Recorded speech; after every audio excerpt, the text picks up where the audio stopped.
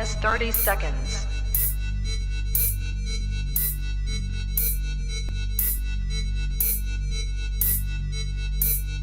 T minus 20 seconds.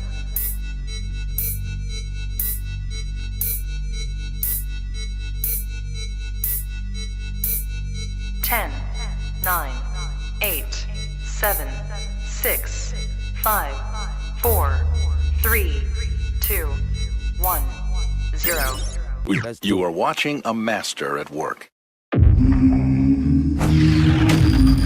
Straighter, not a roundhouse right hand. And that's what we've been talking about. The straight shot is the one where he gets leverage on it.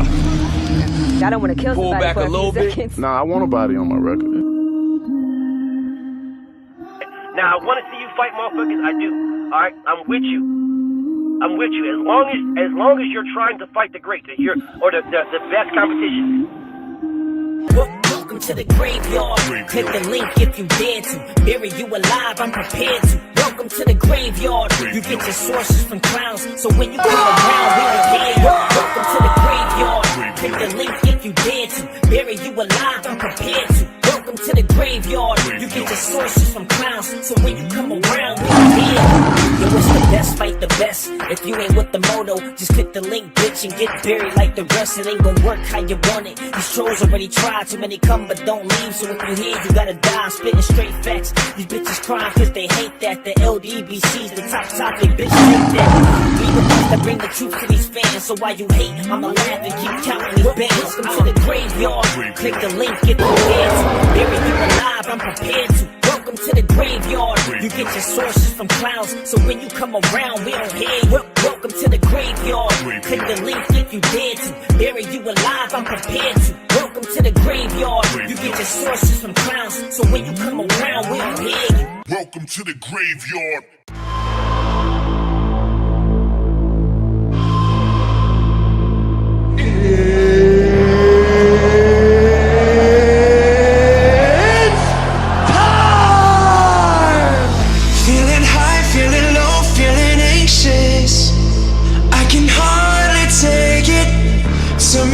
Shut me down and back on again. Oh, your silence, I'm going crazy, leaving me confused. I'm trying to get a hold of you. Oh, tell me, do you see me breaking? Why are my hands shaking? Will you let me go? Tell me yes or no.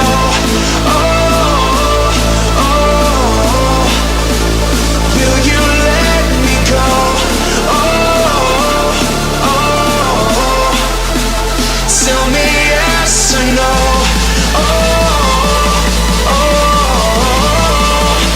will you let me go? Oh, oh, tell me yes or no.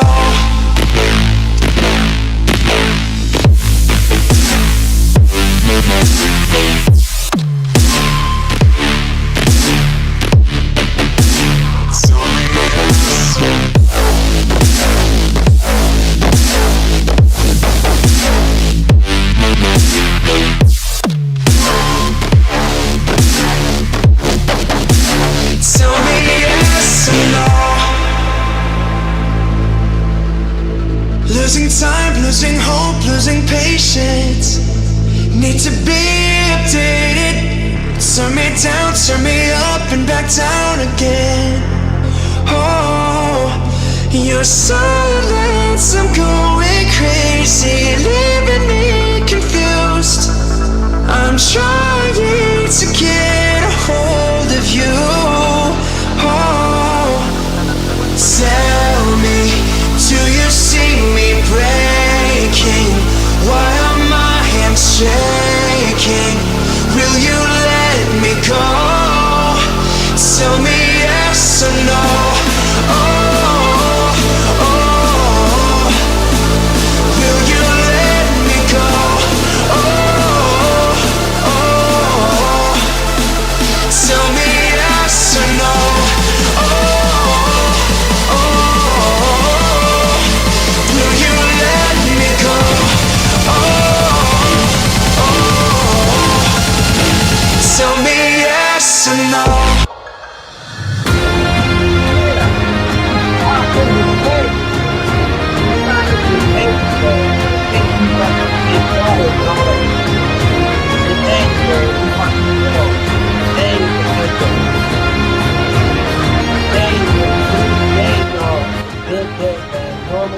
said, normally I do the intros. I shout everybody out, but not today, bro. I respect the general's time. You know what I'm saying? So we're going to get right to this work. You know what I'm saying? Trust and believe. BF got mad love for everybody that got love for me. You know what I'm saying? I got mad love for everybody that got love for the general. It is what it is. So don't worry about, man, you didn't shout me out. You didn't shout me out. You know what I'm saying? Don't worry about that. Let's just get to this work. You know what I'm saying? So much love and respect to everybody that's in the building. So let's get to this work, man. Let's get to this work. All right, so I can listen to my intro all day long, bro. I can definitely listen to my intro all day long. But like I said, we got to get to this work. So without further ado, let's go on and bring in the goddamn general. Peace to the guy. What's up, homie? What's happening with the BF? Shit, I'm just chilling, man. Yo, first off, bro, I'm honored, man. I'm honored. I'm grateful you came. You know what I'm saying? I know you got mad shit to do, but it was a blessing, man. When I hit you up, it's always been like that. I hit you up and it's like you there. You know what I'm saying? And I'm honored, and I definitely want to let you know that I appreciate you for that, man. I definitely want you to know I appreciate that. So man, for anybody that me on, bro. Always, man, always. Before I get to this, man, because I need to tell people the story of BF in the LDBC of me getting here. You know what I'm saying? I need to let people know what that is before I get and start talking to my homie. Bro, I was in a bad place in life. Like, and you didn't notice at the time, you know what I'm saying? But now I'm gonna tell you now, I was in a bad place in life. I had nothing, absolutely nothing. All I had was my car and a cell phone. That's it. No apartment, no nothing, bro. I was in a horrible place in life. You know what I'm saying? Got to the internet and I was listening to a couple people talk boxing, and I was just in a bad way, bro, in a bad way. And I never told you this story. I never told this to anybody, but I'm telling you this for the first time, man. When I tell you, bro, I was in a bad way, like the worst possible way that you could imagine a human being being in. Like I was it. There was nothing left for me. Like dead ass serious. I was that low in life. You know what I'm saying? And you know, some of my homies looked out for me, got me the position that I got right now, and then you know I started moving back up, slowly but surely. But I was still in a very, very bad place. And Mr. Boxing Today told me, he said, bro, talk to the general, bro. He's like, go listen to the general. Never forget this. Mr. Boxing Today too told me, he didn't say the general. He said, go listen to 7-8, because wasn't nobody calling me that before me. And I listened, and I'm just like, man, this man right here, bro. Like just everything that you were saying, just not necessarily about boxing, because you know you always start with boxing, right? But you always go to just life, and it'll get back to boxing, and it'll get back to life, and it'll get back to boxing, and it'll get back to life. And those tidbits that you was dropping, those gems that you was dropping, damn near saved my life, bro. Like real shit, because I was in such a bad place that I was. Bro, if anybody would have ran up on me at that time, bro, it would have been a very, very bad thing. I swear to God, bro. It would, because I was that low. You know what I'm saying? So I'm listening to you, you know, and I'm like, damn, you know, it just tidbits that you was giving. It was like you was talking to me. You know what I'm saying? You was talking to, I think it was like 400 or 500 people in there, but it was like you was talking to me. You know what I'm saying? So I'm just like, I'm listening, and I was hooked. Then I would just go back and I would listen, like on almost every single day. I'm just listen. Bro, I didn't even have a plan. I was so low, like in life. I didn't have a plan of nothing. And just listening. And I remember one day I had talked to you, and you was like, man, because you would see me in the comments, and you was like, man, you need to start a page. And I'm thinking again, I never told you this. This is the first time I'm telling you this. Moving forward, some of it right now, we've talked about that, but you didn't know that stuff before that. And you was like, you should start a page. And I really didn't want to, but you know, I figured, you know, you've been there, you've been, you know what I'm saying, doing your thing. So it's like, fuck it, you know, I'm not gonna turn it down. So I started my page, you know, and I started picking up a little bit of steam. But I really never cared about the steam, you know what I'm saying? I honest to God only did it because you told me to. Swear to God, I would have never started this motherfucker, dog. But from that point forward, it was like, man, I could do this. You know what I'm saying? I could do this. I could do this. And then it was like more encouragement, more encouragement. And then you tell the motherfuckers, listen, bro, this nigga right here, this is, I promise you, check this. And then it's like my numbers is going up, and then it's like bam, and then the graveyard popped out.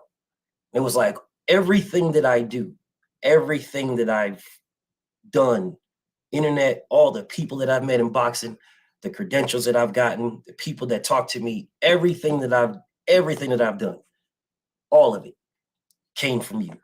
And I definitely want to say thank you so much, you know what I'm saying? Because a lot of the conversations that we have behind closed doors, behind the scenes, have guided me in a lot of things that I have done, you know what I'm saying? And not just on YouTube, like in real life stuff, you know what I'm saying? A lot of people, they ain't gonna want to put that shit. They ain't gonna want to tell them motherfucker, oh man, this man did this man, because you know they gonna, oh man, look at this nigga soft. But I don't give a fuck about these niggas, bro. Dead ass serious. Anybody, I don't give a fuck about that, bro. Without you, bro, I don't know where I would be. That I'm dead ass serious. And I just wanted you to know that, like in front of everybody. I wanted you to know that, man. I'm extremely grateful. Extremely. Man, bro, I appreciate it so much, bro. I'm proud of you, man. For real, bro. Some of y'all brothers, man, like, I tell people a lot, man, like, it's a few of y'all on here, you being one of them. It's a few of y'all on here that inspired me and keep me going. When I be ready to say, fuck this YouTube shit, this shit dumb, this shit corny, I'm going to end up doing something to one of these weird-ass niggas. You know what I'm saying? Yeah. And what keep me going is the people that I know who really fuck with me. You know what I'm saying? The people I know actually take some information. See, something like, you see, everything that you heard me say, how I mix boxing, I mix knowledge in with the boxing, right? Yeah. And now that's a teacher, Dr. Khalid Muhammad. He said one time that he inspires, he motivates and inspires with sometimes he might throw a little comedy in there. He might throw a little this and that in there. But his overall message is to teach. You know what I'm saying? And that's what I always try to do, even from boxing perspective. I just use boxing as a vehicle to teach, man, to, you know, manhood. You know what I'm saying? Because that's how my father taught me. If it was something that I didn't want to hear, he knew how to get me to hear it. You know, we sit down, we'll watch a movie. You know what I'm saying? And he'll show me something in the movie, like, you see that shit? Now, why you think he did that? And then he'll break it down for me. You know what I'm saying? Or we'll watch a boxing match, and it'll be somebody that quit in the fight, and he'll turn that into a life lesson about being prepared and quitting. You know what I'm saying? And not giving up and shit like that. He's a military guy. So I took that with me. You know what I'm saying? So that's just my style. But everything you just said, bro, I appreciate it, because a lot of people hate me because of that, though. They hate me because they can hear me dropping some jewels, and they'll take it as though, oh, this nigga shitting on me. This nigga shitting on me. Like, nah, bro, I love you. I'm trying to inspire you. You know what I'm saying? Yeah. You think I'm shitting on you, but I'm not. It's like all these years, niggas thought I hated AB. I love Adrian Broner. Niggas think I hate him. Never hated him. You know what I'm saying? Never hated Tank either. It's just dumb shit I see. I'm trying to help you prevent. John Morant, all of them. Trying to help you prevent from making the mistakes, that unnecessary mistakes that you ain't got to make. That's all I'm saying. Man, how do you deal with that, bro? Because I mean, they're just like, you have the knowledge. Like, nobody knows everything, right? But the stuff that you have, people don't have. So when you try to give it to them, like, and it's like people can contact you, they can get that, but it's like they don't necessarily want to take. How do you deal with having the knowledge to give the knowledge, or just to have the conversation to give the conversation, and then people are not receptive? How do you deal with that? Man, you know what? I decided I decided a few years ago to stop worrying about niggas who don't want to learn shit. Like, if a person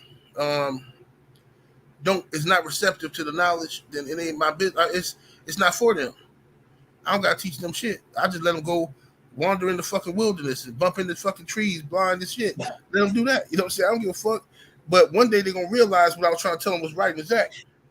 Yeah. You know what I'm saying? So I don't get caught up in that shit, man. You know, did it affect you though?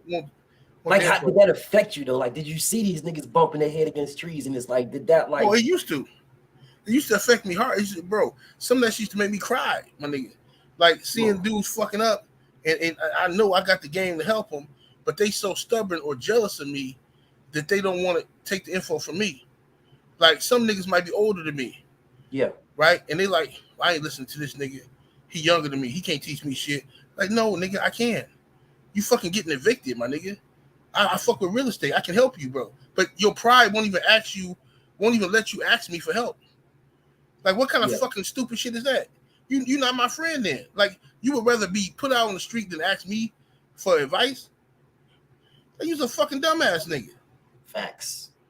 And you know what's so crazy about that, man? Because this YouTube thing, like when you first convinced me, and I ain't even gonna cap, convinced me to have a page, there was more people that I would see in your comments. And I ain't gonna mention no names because a lot of these niggas is fuckboys.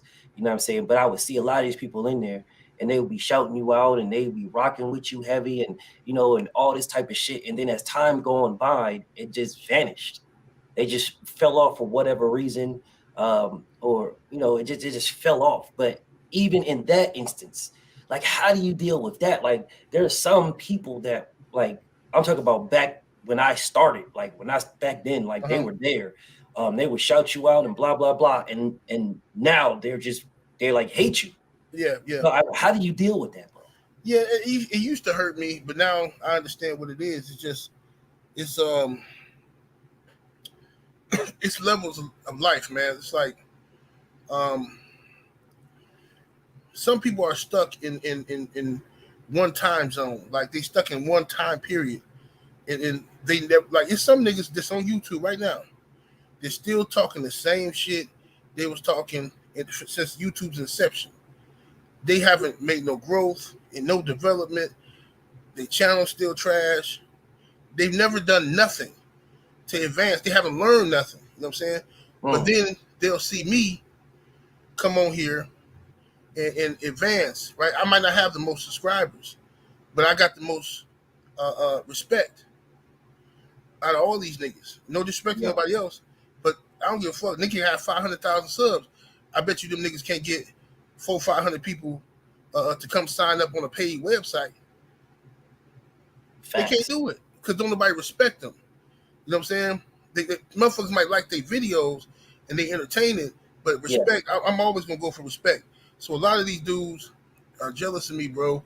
And I had to learn too, because of my background, I had to learn that to stop thinking everybody's my equal, because I got a bad habit of that, of trying to show people respect. I treat people on an equal playing field, but some of these niggas just ain't my equal. And when you do that, you put them on an even playing field, they start believing that they're your equal. And then when you're doing shit better than them, they want to know why. Why is this nigga surpassing me? Why is this nigga doing this? Why I ain't got that? Why BFTB ain't in my chat? BFTB, he was just 78 chat. Why he ain't in my chat? Yo, fuck shit like that, bro. Yeah, it's funny you say that, dog. It's funny, I promise. Sometimes, you know, they say great minds think alike. But I know I'm a product of things that I've learned over the years, and you being a major teacher, right? It's crazy. One of the main reasons that I call you the general, one of the main reasons is because I remember this. I clearly remember this. And this is some whole shit I would never waste my time at the time to tell you this person said blah. I would never, you know, right. I can call you at any time. I don't be wasting your time with whole shit.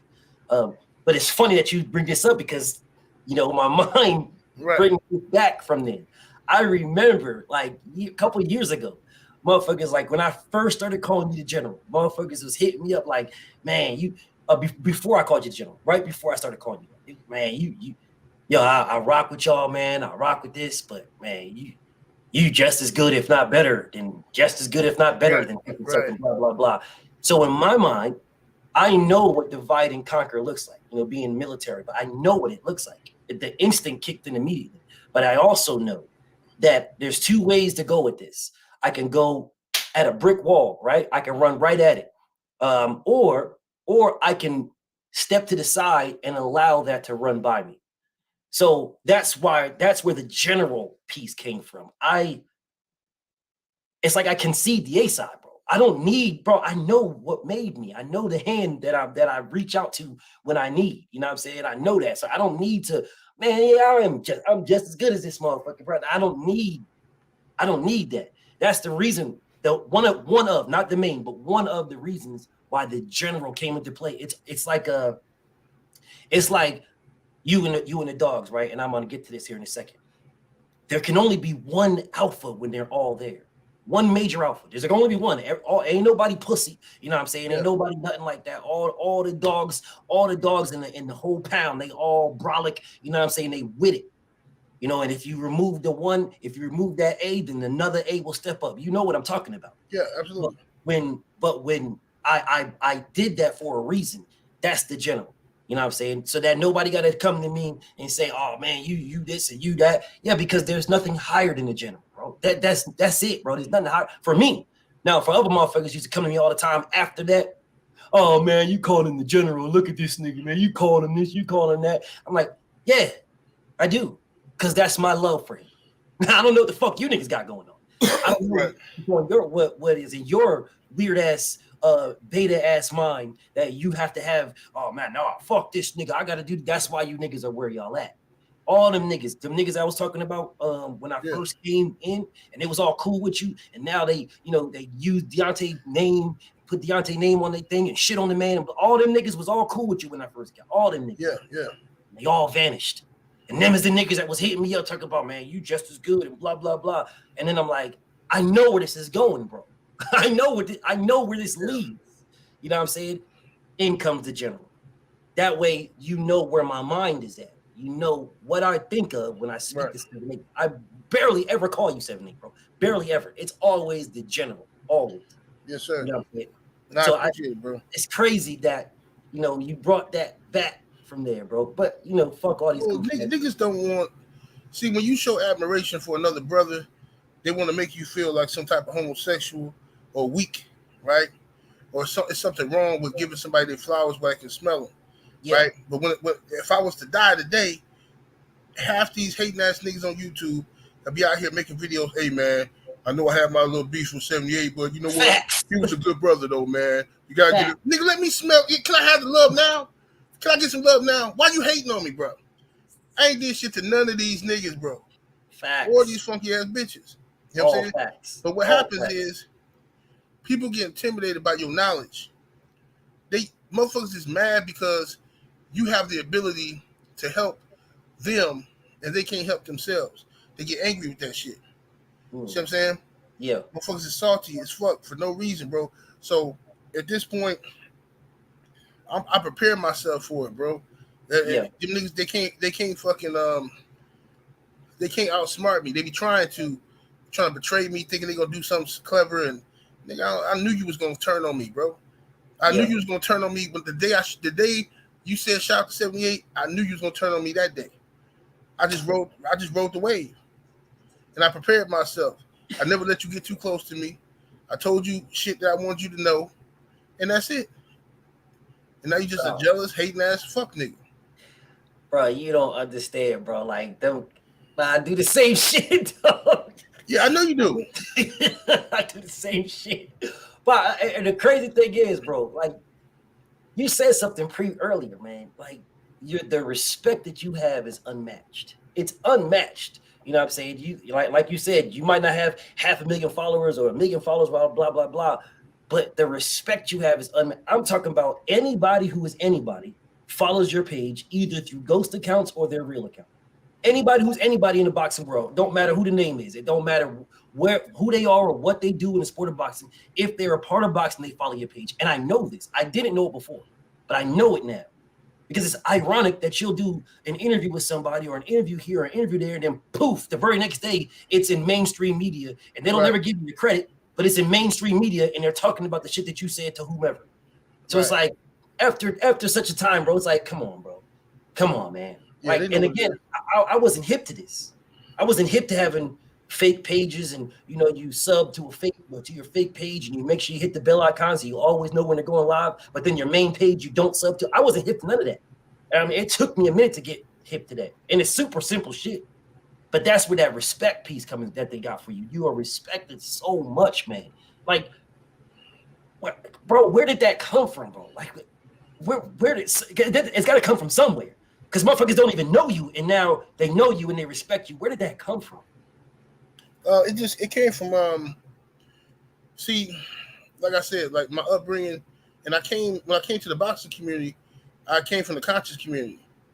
I was on YouTube in the YouTube conscious community, if you will, talking about black issues. And I always was a boxing fan. I just never talked about it on YouTube. But when I got frustrated with the conscious community because them niggas want to argue about what came first, the chicken or the egg. Are we really all Muslims? Is Africa our home? All this dumb shit that ain't got nothing to do with a peckerwood foot being on your neck right now. You know what I'm saying? Yeah. And a lot of them dudes don't know how to survive and they ain't got no information about today. They can tell you about who built the pyramids. They can tell you about the first fucking bones discovered in America. But you ask them niggas how to get your credit score from 550 to 850, they don't know shit. But I do. So I stopped fucking with them niggas. You know what I mean? So yeah, I still got love for them. I respect them, most of them. But they can't help me with reality. You know what I'm saying? I'm not here for no fucking history class. I need to know how to survive today. Right. So what happened is when I came to the boxing community, that shit was still in me. So certain people can relate to it. Even to this day, I carry that with me. So what happens is, and I'm not, I would never betray nobody trust or nothing like that. But like, it's brothers and sisters on here that know it's real. It's brothers and sisters on here that have been through shit in their relationships, and they was finna jump off a cliff type shit, and I talked them off of that cliff. Yeah, I counsel couples, married couples, and they together. You know what I'm saying? Before they had kids, since I done counseled them. You know what I'm saying?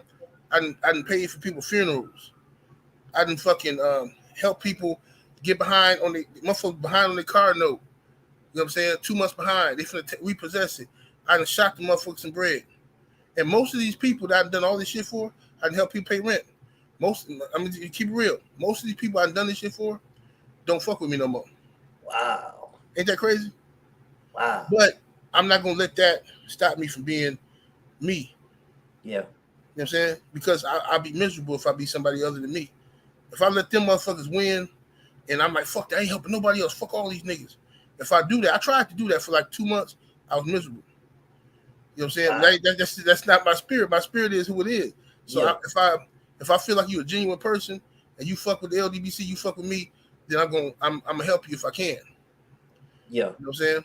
Yeah. But yeah, most of them dudes, they don't fuck with me no more. They ain't gonna tell you why though. They like some of these people got daddy complexes and shit. Yeah, I already know. I know why they don't fuck with you. That's plain and clear as day to me. It's like when people know that they're not as good as you, it'll fester in their soul. Specifically, if you're cool with them, right? If you're trying to be cool, if you're, you want to take care of these people, you want to be cool with them, but they know that they're not as good as you, right? That'll kill them, bro. That kills people, especially a person who believes that they should be. You know what I'm saying? Or someone that feels that they're on your level, or people that even look at levels like that in the first place. I don't even look at that shit. Right. You know what I'm saying? If someone that even looks at that type of stuff, if they look at that type of stuff, well, now they need to grade that type of stuff. And when they grade that type of stuff and they realize that they're not where they should be or need to be or could be or want to be, then they look at you and now you got a problem with you because you're already there. You know what I'm saying? And even if you're not there in reality, you're there for them. To them, you're there. So now they hate you for that. They don't got nothing to do with you. You don't know nothing about none of that shit. But they hate you for all of that shit. Right. You know what I'm saying? But it is what it is, man. I remember You was talking about when you first started the LDBC. You know what I'm saying? I've heard the story a million times when you first started that motherfucker. But what I didn't hear is why you kept it when you got all this fucking backlash. That's the hardest part. It's like working out. You know what I'm saying? You get a big fat person in there working out and shit, and they start working out those first pains that they start doing. Man, fuck this pain, man. I don't need to do shit. You know what I'm saying? And fuck all that. How the fuck did you get past that part? Because when you started the LDBC, you got hammered. How did you get past? What was it that made you keep going? Fuck the fact that you started it. What made you keep going? Love and hate. The two most powerful forces on the planet. Love for my people and hatred for my enemy. That shit fueled me, you know what I'm saying? Yeah. I was like fucking, I had a full tank of gas from the love and a backup reserve tank of gas for the hate. You know what I'm saying? You know what I mean? Like, fuck these motherfuckers, you know what I mean? So when I get my mind set on something, I do it when I'm really focused on it. Yeah. You know what I'm saying? Once I say this is what I want to do, I become obsessed with it. So they weren't finna stop me from doing shit, bro.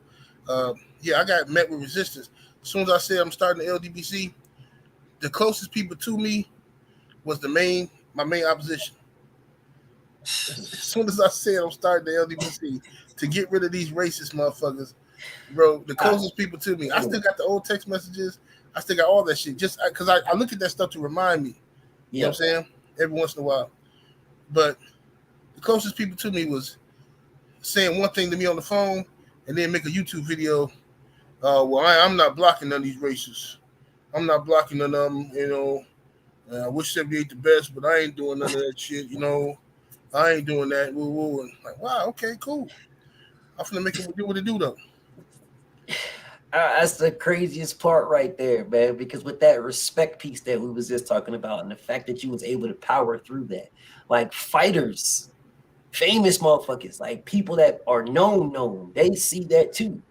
Like, and they just gravitate to you. And it's like, bro, I didn't know you had the relationship that you have with Champ. I didn't even know this. I mean, I knew y'all was cool, but I didn't know that 9 times out of 10, when y'all talk, y'all don't even talk about boxing. Yeah, don't even talk about boxing. I didn't know this shit, bro. I just thought it was like, you know, I just thought it was a boxing thing. But with that being said, bro, who was the first boxer that you actually linked up with? Like before Champ, who was the first one? The first one that I talked to? Yeah. I think the first boxer I talked to was Cornelius K9 Bundridge, who got a YouTube page. That's my boy K9. K9, yeah. K9. K9, that's my dog. You know what I'm saying? K9, he that's a cool ass brother right there. Solid, real ass dude, beautiful family. He's a solid dude. You know what I'm saying? Ain't never switched up, ain't never acted funny. You know what I'm saying? I fuck with K9 heavy. And I interviewed, you know what it was? It was a YouTuber. A YouTuber hit me up and sent me like hella fucking contacts. He was in the media. He was a media member, but he was like retiring or some shit. And he was like, hey man, I like your videos. I like what you talking about. I think the only thing you're missing is a few interviews. He said, here's my contact list from all the fighters. Holla at him. He sent me 300 numbers, bro. Damn. 300 fucking numbers from people, big wigs in boxing and fighters. I'm like, damn, that's love right there. You know what I'm saying? So, you know, and I called K9. I talked to a lot of different fighters and shit. Some of them fuck with me, some of them didn't, you know. But when I met Deontay Wilder, I contacted him in 2013. 2013? 2013. Bro, nobody was talking about Champ in 2013. Yeah, 2013. He was literally a nobody at that time, and that's no disrespect, but nobody was talking about him. Yeah. Champ was still a prospect. In 2013, I contacted him on Facebook. I didn't have his number. I hit him up because I was known for supporting the American heavyweights, like Seth Mitchell, all of them niggas. I used to fuck with all of them. So I hit up Deontay Wilder. He responded, talked to him, and me and him been cool ever since. Like even though certain motherfuckers try to fuck up that relationship, a lot of people try to fuck up that relationship, but Wilder is an energy person like myself. Like if he don't feel it, he just don't feel it. And that's how I am. Like I got the ability to go somewhere If I don't like the vibe, I don't care if I just got there. But hey, man, I left something in the car. I'm gone. I'm gone. I don't give a fuck. Like, you just be mad at me, bro. Like, I'm an energy person. Wilder's that type of dude. Like, that's a genuine brother right there, man. Real dude. That's why it pisses me off the hate he get, bro. Because I be like, man, if especially from black people. Because I'm like, bro, if y'all knew what kind of dude this was, bro, for you to hate him, you got to be the ultimate jigaboo ass nigga, man. It's no way you can hate this dude if you knew him. Yeah. There's no way. Because he loves his people. Absolutely, bro. Absolutely. I mean, I know about that, and I know you're an energy person too from the LDBC meet and greet. Like from the LDBC meet and greet. Like when I saw you sitting in there, dog, you was sitting in there, and you had your what's name guy with you, and security.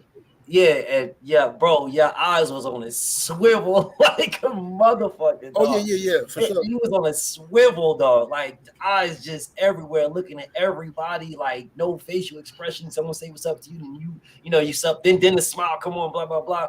But it was nothing. It was just swivel, and it was like I could see you either gravitate towards or away. You know what I'm saying? I could see that. But you already know the love was there with us. So when it was there, it was from the rip like that because the energy was like, you know what I'm saying? And it was the same way with Champ. When I saw Champ, bro, I felt it was like almost the exact same type of vibe, bro. Like Champ was, man, bro, he stopped what he was doing. And like, bro, when we dapped, man, we didn't just dap it, bro. He hugged me, bro, like like real hug. Like he was my brother type real hug. It was just like, man, bro, you could feel the energy, bro. Like it was special, man. It was special. Dead ass serious special. Like everybody that his whole squad, they all like that. You know what I'm saying? His brothers like that. All of them was like that. You know, of course I didn't hug Telly or nothing like that, but but the rest of them, they all of them is all energy. Just it's a wow thing, man. It's like it's like a vibration. Like that, it's wild, man. It's really fucking wild, bro. I can't even explain it. You know it, of course. But motherfuckers will have to be around that to know what I'm talking about. You know what I'm saying? And I've only sensed that maybe with Dev and Trail Bill, maybe that's about it, bro. I haven't felt like the genuine motherfucking people who got legitimate love for you, like they're cool with you, bro. Which leads me right back into it, bro. Like I know. So you said it was K9. Was Champ next, or who got that? Champ was maybe the third person. The second person I contacted was Terrence Bud Crawford. Stop playing, dog. Yeah, for sure. I contacted Terrence. I had his number. Contacted him. Never heard back from him. I don't know if he had changed his number by then or what, but he was still nobody was talking about Crawford back in them days. Facts. Like, he was like a fucking super prospect. Like, and I didn't get in contact with him. The number kept going to voicemail or whatever. So I reached out to Keith one time, Thurman, and got in contact with him. And Keith was cool for a minute until he got them belts. Keith is one of them guys who was real solid until he got them. Once he got those belts, it changed him. I saw it happening before my eyes. Like he started talking different and all that. You know what I'm saying? Yeah, he started talking different, all that jazz. See, I ain't never gonna forget that kind of shit. I don't like fake shit, bro. I don't like fake shit. You know what I'm saying? Because if I support you, I'm supporting you till the wheels fall off. Can't nobody say shit bad about you. If you getting shot, I'm getting shot. You know what I'm saying? That's just how that's how I am. That's the type of motherfucker I am. I'm loyal to the soil. So I was loyal to Keith, and that nigga started acting brand fucking new. When he got them two belts, WBC and WBA belt, that nigga turned into a whole nother motherfucker. And I know shit about Keith that I ain't never said on YouTube, and it won't never say. Yeah. You know what I'm saying? This little bullshit type of stuff. But yeah, Deontay Wilder never changed. He won that belt in 2015. Never changed. To this day, he the same solid ass dude. You know what I'm saying? Yeah. He love his people. He an energy person. He go off of vibes and shit like that. And he loyal. You know what I'm saying? Yeah. Did you ever like stop like trying to talk to fighters? Was there any point that you said, man, it is what it is? Yeah. Like right now, I don't talk to fighters no more. I only talk to I talk to Bill, Team Haney. I talk to Deontay Wilder, and I would talk to Team Spence, but I don't got the information. I don't want to like I'm to the point now where this is how I feel, with no disrespect. A lot of the fighters that I talk to, I used to talk to, I should say, I realized that they didn't know shit about boxing. They was boxers though. These niggas be fighting, but I knew more about boxing than them. I knew more about the politics in boxing than them. So I gotta tell Keith Thurman who he fighting next and why he fighting him. He don't know. I'm like, bro, you gonna fight such and such probably. They probably gonna order you to fight this dude because he a mandatory. Well, why would they do that? That's not fair. Well, I'm like, bro, why don't you know this shit? Like, bro, why the fuck do I know this? That's what let me know I was a boxing nerd. This nigga don't even know, but I know. See what I'm saying? Yes. I had to tell Keith Thurman who Leonard Bundu was. He didn't know shit about him. He was all disappointed. Like, yeah, they got me fighting some dude from the UK, Bundu or some shit. You know, I don't know what it is. I said, Bundu, he's a good fighter, man. He can fight. You gotta be careful with dude. He undefeated. He can scrap. He's like, oh, real? Oh, he pretty good. I'm like, yeah, man. You can't just be racking on this dude. He'll fuck you up. Mm-hmm. That had never bothered you, bro? Because I've gotten that. Like, I've gotten that where I've had a couple of boxers, like maybe 3 boxers to this date right now that have told me I can't say what I say because I'm not a boxer. They're a boxer. They know more. And I'm like, you know, after I killed them, after I bodied them, then the next thing you know, it's like now they follow my page and they rock. That's why I ain't gonna mention their name. They follow my name and all kind of rock with me in the whole 9. You know what I'm saying? That doesn't bother you? That didn't bother you? No. I mean, it bothered me initially. Initially, it bothered me that these dudes didn't know shit about what was happening to them in the politics of boxing. But a lot of them acknowledged it. They said, man, you motherfuckers in the LDBC, man, y'all know all this shit, man. One fighter told me, I ain't gonna say his name. He said, man, y'all know all this shit. Y'all know the rankings and shit. Y'all know how the fuck y'all be knowing this shit? I said, bro, because we keep our ear to the street. We talk about this, bro. Like, y'all, you a fighter, you supposed to know this shit. Because so you can be prepared. You know what I'm saying? Yeah. You know? Yeah. I told them that y'all need to start hiring motherfucking real managers and PR people from the mighty LDBC. Stop fucking with. So during that Keith Thurman, Errol Spence debacle, did you ever give Keith any guidance on how to make that fight? Or Keith was scared of Earl. In the beginning, I was on Keith's side, and I said, like, you know, why the fuck would Keith go backwards in his career and fight an up-and-coming Errol Spence? Remember, Earl was like 15-0 or some shit at the time. He was calling out Keith Thurman. So I'm like, man, hell no, nah, bro. Ain't no bad fuck that. Keith Thurman trying to fight Sean Porter, Floyd Mayweather, Manny Pacquiao, Danny Garcia. Sean trying to fight the big names. Ain't nobody trying to fight no Errol Spence. You know what I'm saying? And so I was on Keith's side at that time. But then when Keith got them belts, and then Earl picked up the IBF belt from Kell Brook, my respect level for Earl is going up. I'm like, hey, Keith, hey, you know, hey, dude, it's that time now. This motherfucker makes some noise. You might want to catch this dude before he get too good. And this nigga would get mad at me and shit. This nigga was like getting mad at me and shit. Like he tried to snap on me one day, bro. Like, man, bro, I just told you. I said, man, who the fuck are you talking to, bro? Hold up, dog. You got me fucked up, bro. Hold up, dog. This nigga Keith Thurman tried to snap on me, bro. Like, bro, ain't no fucking way a nigga with a ponytail gonna snap on me. I'm sorry. I fuck with you, but I don't fuck with you like that, bro. You ain't finna snap on me because I'm asking you about this nigga Earl Spence. That's when I knew he was scared of him. That's when I knew I say, all right, this nigga scared, bro. I can't fuck with him no more. He's scared of this nigga. It ain't even business no more. It's fear. But I mean, I know. Because I've been watching you since shit, 2014, 2014-ish, 2014, 2015. I've been watching you since that time frame. And I know back then there was a few fighters that you was heavy on. But now motherfuckers will act differently when you speak them. I know one of them was Golovkin, and I know the other one was Joshua. Yeah. He was heavy on both of those guys. It was no hate towards Joshua. All you would say, he was like, man, this is going to be a good ass fight for Deontay. This is going to be a good ass fight. I remember those conversations. And I remember you saying, man, why these niggas scared of Golovkin? Yeah, I remember these things.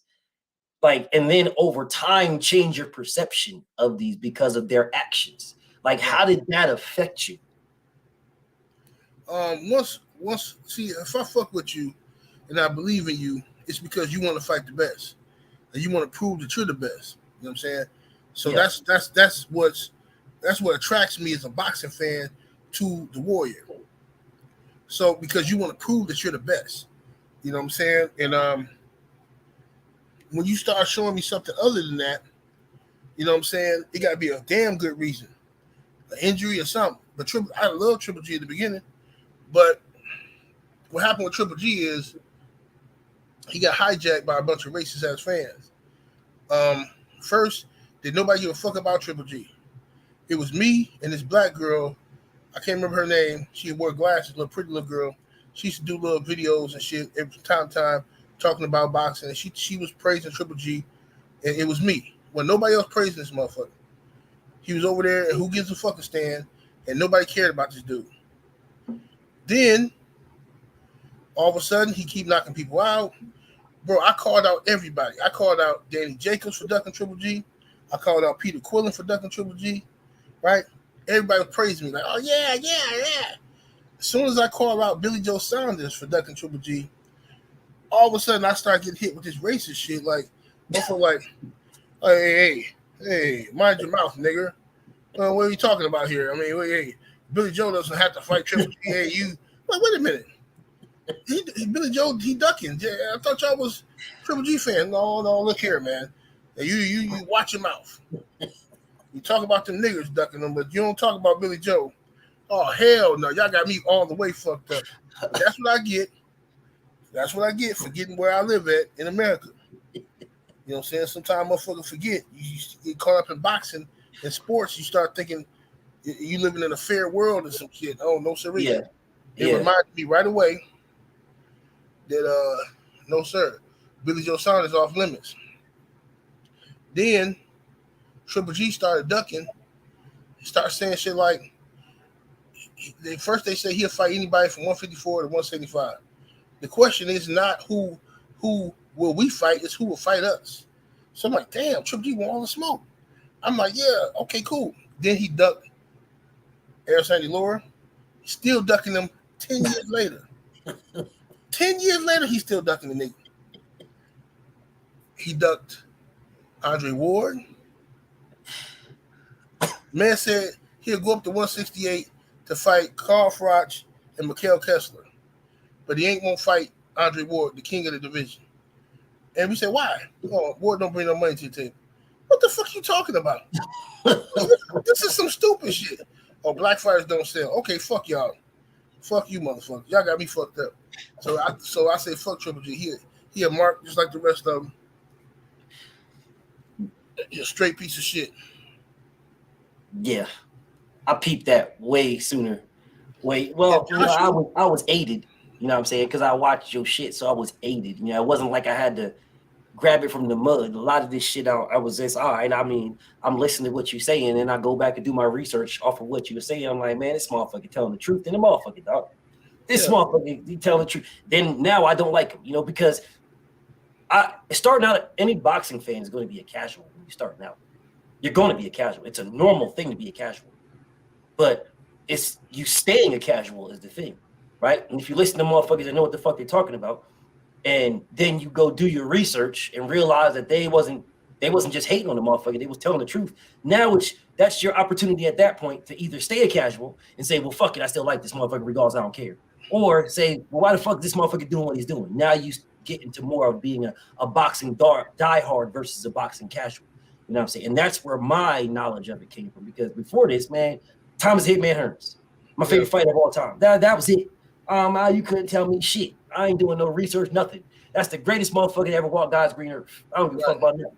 You know what I'm saying? Then, you know, I'm listening to motherfuckers like Bftbboxing today. I'm listening to you, and then it's like, all right, well, now I need to do my research, and it's like, all right, now I'm looking at this motherfucker different, and this one. He's still my favorite fighter of all time. Don't get it twisted. But I'm just saying, now I look at things differently a little bit. You know what I'm saying? Because you force me to do research. Because I like Golovkin. But when I'm listening to you talk about, you know, this motherfucker ducking, I'm sitting here, you know, I'm motherfucking feeling some type of way. Like, hey, wait a minute, dog. Man, Golovkin ain't ducking these motherfuckers, bro. He knocking motherfuckers out. He wants all the smoke. Then I'm going looking at this shit, which is why I do which is why I present facts the way I present them. Right. You know what I'm saying? That's a ball that you started rolling. You know, you probably don't even know that shit, but that's a ball you started rolling. You know what I'm saying? I'm listening to you, and I'm not agreeing with what the fuck you saying to me. Because I like Golovkin. So now I got to go do my research on this motherfucker to realize if the general tell me the motherfucking truth or not. And here it is. This motherfucker ducking this nigga, ducking that nigga, ducking this nigga. So you got the ball rolling. So the reason when I do my debates and you always see the facts and shit going across the screen, that's because of you. That's what it's irrefutable. We could go back and forth talking all day long. But when I put these facts in front of your face, now your conversation is totally different. You know, because you can't say nothing to me now. So now I'm just hammering you at this particular moment. But so with that, where did it come with Joshua? Like, where did that come from? You know what I'm saying? Because I remember Joshua. Man, Joshua was a sight to be seen. When he came around, I said, man, this dude here is gonna be a superstar. Big old nigga from the UK, got the British accent, got the muscles and shit. The ladies gonna love him. I said, man, this dude good for boxing. He finna bring the fans in the boxing. Man, this is finna be the shit. You know what I'm saying? I'm all for whatever is good for boxing. If this dude got star potential, great. So I'm thinking like, man, this dude like Joshua, everybody love him. But I knew Deontay Wilder was gonna line his ass up, right? But I still wanted them two brothers to fight to eat together. Yeah. So Joshua versus Klitschko happened. Of course, I'm rooting for Joshua.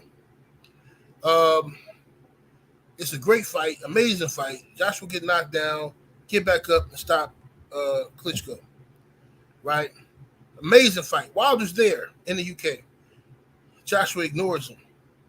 I'm thinking they asked Wilder to be there, so because Joshua gonna call out Wilder or some shit, and it was going, you know, that's what I'm thinking. So Joshua ignored Wilder there, and I'm like, what the fuck is going on, man? So I told the brothers, I said, look, man, we got to push Wilder versus Joshua. We got to let these promoters know that's the fucking fight we want to see. And we went on a campaign pushing Wilder versus Joshua. And what pissed me off was that a lot of them UK dudes I thought I was cool with, them motherfuckers turned into straight pussy, bro. Like, these niggas was cool as fuck at first. And as soon as we started pushing for Joshua Wilder, we ain't even shitting on Joshua. We just asking for the fight. Motherfucker like, oh, man, Wilder ain't done nothing. Oh, Wilder been a pro for 10 years. Man, Wilder, man, Joshua's still learning. I'm like, learning? This nigga got 2 belts. What the fuck you talking about? Man, it was. I never seen a fighter in my life get this much protection from fans, bro. And then I realized a lot of these dudes, the stuff that I seen from Joshua that I thought was good to make him a star, a lot of these niggas looked at Joshua and they was attracted to this nigga on some other type of time. Like, they was attracted to this nigga, man. You know what I'm saying? On some weirdo type of times. So I said, okay, this is some weird shit. So I lost a few fake friends with the Joshua Wilder saga. You know what I'm saying? All the guys in the UK I used to be cool with, all the motherfuckers turned on me because they think I'm hating on Joshua. I just want to see 2 brothers get paid. You know what I'm saying? The fight might happen this year. After all these fucking years, it might finally happen this year. You know what I'm saying? And they don't even want it to happen still. They still talking about, well, Wilder should fight. Joshua need to fight this person. Joshua need to fight. Why are he fighting Wilder? Like, what the fuck is wrong with y'all? Still terrified, bro. Still. And it was so crazy. So here we are again. You know what I'm saying? I'm listening to you. And you start You put that out, bro. I'm not sitting here looking at no grown ass boxer as him being sus or nothing like that. Mm-hmm. But when you started speaking about, and I remember you was like, "Why the fuck are these niggas talking about this nigga legs? Right. Why the fuck niggas talking about nigga thighs, bro? Why? What the fuck is going on?" I remember that vividly. Well, I was laughing so fucking hard. Then Right.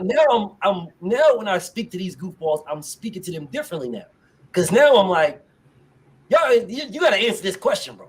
Because I'm talking about boxing. That's what I'm talking about. You niggas is talking about a men's proportions. So I'm trying to figure out where the disconnect here.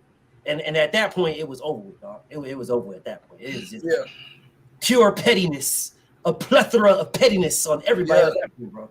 I was just trying to hurt niggas' feelings. I didn't really give a fuck about that. I just want to hurt niggas' feelings. Because I already knew what they was hitting for. So I was past it all, bro. But you know, is there like a boxer out there in Wisconsin that you was like linked up with?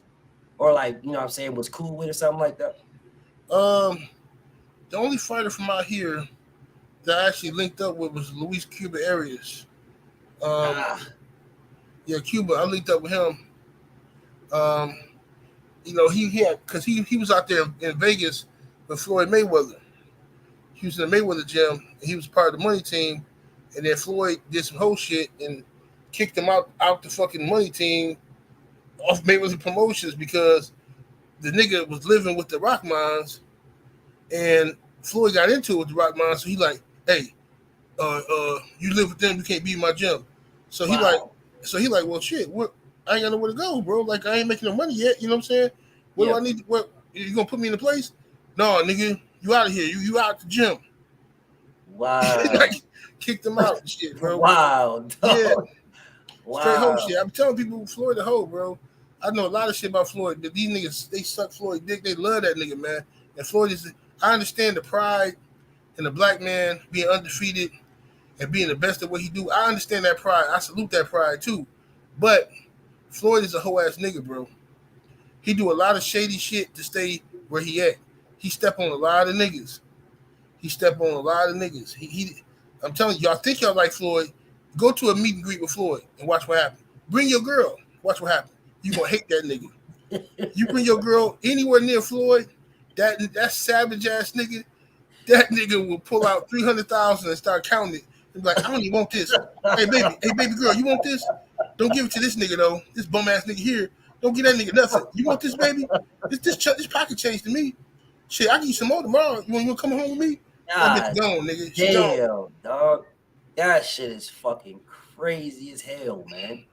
That's some goofy ass shit. I mean, and the crazy thing is, I used to like that dude. Like, I still like his boxing, but I used to like him because I was caught up in the hype and hoopla too. I was caught up in all that shit, and then I started to look at the shit for what it was. Like, bro, this man is boxing is not boxing to him. It's just a business. You know what I'm saying? It's all about maneuvering the crowd a certain way that I could fucking rape a motherfucking pockets, bro. I don't really give a fuck about all this shit like that. That's what these motherfuckers keep talking about, all these multiple division championships, and he has so many, and there's so many. I'm sitting here like, bro, you know he got that belt because he vacated it and let somebody get it and then fought that nigga. You do realize if he would have kept that motherfucking belt, then he would have had to fight mandatories. He wouldn't have the 26 champions. But no, you made those. You dropped the belt, and then he came back and told him, I build him up to knock him down. I'm just sitting here like, all right, I know what this is hitting for. I already know. And again, bro, do your thing. I ain't knocking you, but now I look at you different. You know what I'm saying? I look at you differently now. I'm just looking at the boxing aspect of it. You know, I see the boxing. I'm not looking at you, the rest of that. You a goofy ass nigga to me, but I'm the boxing. You got it, bro. You got it. But my thing to you is this, though, General, bro. I remember you was talking about Sean Porter. When did y'all connect? When did y'all connect? 2013 as well. Wow. Yep, I talked to all of them guys. 2013, Showtime Sean Porter. I connected with him. I can't remember if I had Kenny number or Sean number first. I can't remember. But I talked to them. I remember it was 2013. I started talking to Kenny and Sean. And then back in those days, I was a co-host on that other nigga show who went overseas and messed with little girls who got flat booties and shit. Chester's Boxing Nation. I was a co-host on his show. That nigga used to call me, bugging the shit out of me. Hey man, can you come do? Can you do the show, man? Can you come? I'm like, bro, I'm out here because a lot of niggas didn't know I was hustling in the streets. I'm selling weed, doing all kind of shit, knocking bitches. I'm doing all kind of shit about live boxing. So they think I'm a nerd like they asses. So niggas is calling me in the midst of me hustling. Hey, bro, I really need a favor, man. I go live in 20 minutes, man. Can you be on the radio? I'm like, yeah, all right, cool. I'm doing all this shit helping this nigga, and this nigga got the fucking nerve to be mad and shit at me about some dumb shit, but whatever. I ain't gonna go on that. But anyway, so Sean Porter used to be, and Kenny used to be a guest on that show. So, I used to talk to them and shit, you know what I'm saying, or whatever. And then me and Kenny developed a good relationship. Me and Sean never had a real tight relationship. Me and Kenny had a good relationship. Me and Kenny still got a good relationship. You know what I'm saying? Yeah, Kenny, he called, I talked to Kenny about a lot of stuff. Kenny, another dude that's real solid, cool ass dude. He love his family, love his son. He gonna protect his family. You know what I'm saying? Shit like that. But Kenny a real solid ass dude. He ain't got time for no games. Kenny slap shit out of your ass if you a fuck nigga.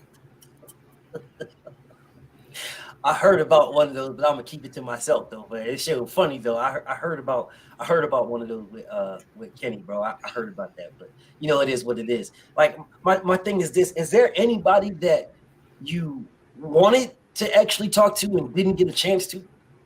Yeah, Bud. Damn. Terrence Crawford, bro. Like people don't understand. I love Terrence Crawford, bro. I remember that. Before Earl Spence was even thought of, I was a Terrence Crawford fan. This nigga, he will not talk to me, bro. The nigga think I'm a hater. Before I even started hating on the nigga, because I did hate on him for a minute when he started acting like a fuck nigga. But before that even happened, the nigga thought I was a hater. He just, man, Bud like all sheltered and nigga don't want to come out his shell. Bud, bro, if this nigga Bud would have hit me up, but everything happened for a reason. Yeah. But Bud would have answered the call. Cause I knew people in the streets that knew Bud. You know what I'm saying? My I don't know if I should say this. You good? I can say this. Fuck it, I can say it. My old Weed Connect knew them niggas. So he knew them personally. So he used to be like, hey, man, you be talking that boxing shit on the internet. You want to talk to Bud? I know people who know Bud. I'm like, shit, yeah, nigga, you don't know. This nigga called me. A thorough ass nigga called me back like, man, he don't fuck with you, bro. I'm like, for what? I'm like, man, fuck this nigga then. So now it's personal, you know. So I'm like, man, fuck this nigga. He keep talking about he don't fuck with me. Then I find out some other shit, you know what I'm saying? Later on, I'll tell you about that outside of this video. Yeah. Say got to do with a bitch. You know what I'm saying? This nigga got funny over these bitches, bro. It was crazy because I remember, again, this is another thing. I watched Terrence Crawford because of y'all. I wasn't checking for this nigga, bro. Like, who the fuck checking for little niggas, little weights? Just keep it a stack, bro. Ain't nobody checking for these niggas, dog. I watched Bud. I started watching Bud. I started looking at Bud because of y'all niggas, because of you, because of other motherfuckers that I looked up to. Y'all talked about. That's why I started looking at the nigga and was like, all right, well, yeah, that's nigga nice, bro. And again, I'm a casual. I'm not diving and doing research on this goof ass nigga, bro. I'm not doing nothing like that. I'm doing posts. I'm going at Errol. I'm going at everybody ducking this man. I'm not even, well, not Errol at this particular time, but I was doing at all them other fighters ducking this man at 135 and 140. I'm doing all this. He's liking my post, liking all my shit, bro. Dead ass serious. That nigga was liking all my shit. And then out of nowhere, when it came to the Errol situation, I'm going at Errol. I'm going at EJ like, bro, you don't want to fight this man, blah, blah, blah, yada, yada. Until, again, the research tells me the otherwise. You know what I'm saying? A lot of this shit is your fault, dog. I'm a blame you, dog.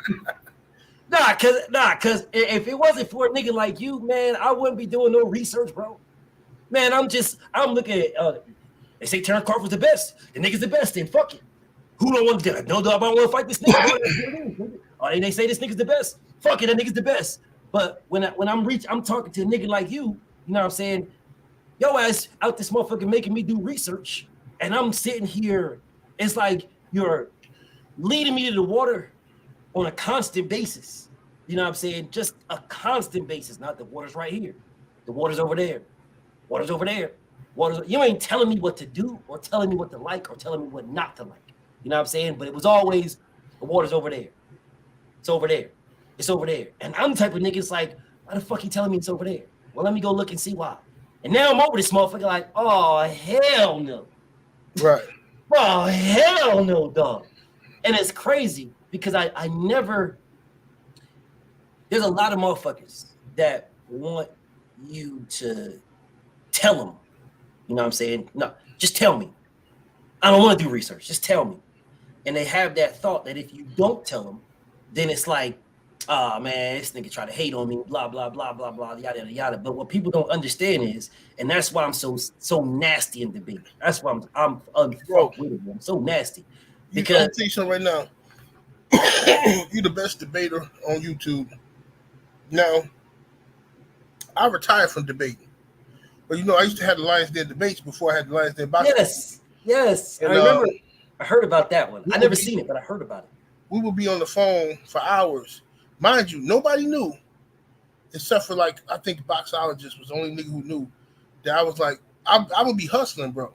I would be like in the middle of hustling and talking to these niggas on the phone about boxing for like 3 fucking hours, bro. And it was fun. It helped me pass time. You know what I'm saying? So I'm doing shit, but nobody knew. Everybody just, you know, because when you're talking boxing for 3 hours, everybody pretty much in the nerd category. Yeah. Niggas don't know what the fuck you really doing and shit. So, you know, you gotta lie and act like, oh, I'm at the car wash and shit. You know what I'm saying? When you really out there posted up selling weed and shit. So like, and fucking with bitches. So like, the thing was, we would talk boxing for hours and hours and challenge each other, push each other to the limit. Like niggas was like, nigga randomly ask you some shit like, who Jack Johnson beat to win his first title? That type of shit. Like, yeah. And then you like, it was fun because you had to be on your P's and Q's, right? Yeah. So I started developing my boxing knowledge, history from those days. But my debate skills came from the conscious community because, yeah, my debate skills and fact checking came from the conscious community because, you know, when I was in jail, I converted to Islam. But even before I converted to Islam, I was always skeptical of certain information. So I knew something wasn't right about the shit I was raised to believe. Yeah. So I started researching. I ain't gonna get too deep into that, but like Islam taught me how to research, and that's what got me free. That's what helped me beat my case because I prepared my whole defense. Damn, my lawyer didn't do shit. This nigga, he worked it to perfection, but I'm the one who wrote the case up. I wrote the whole defense, gave it to this nigga the day before the trial, and he murked that motherfucker. He murked it, bro. But look, he was a piece of shit lawyer. Straight mob dude, dirty as fuck, didn't know shit. I mean, he didn't give a fuck about me. Right? He didn't even think this was a winning case.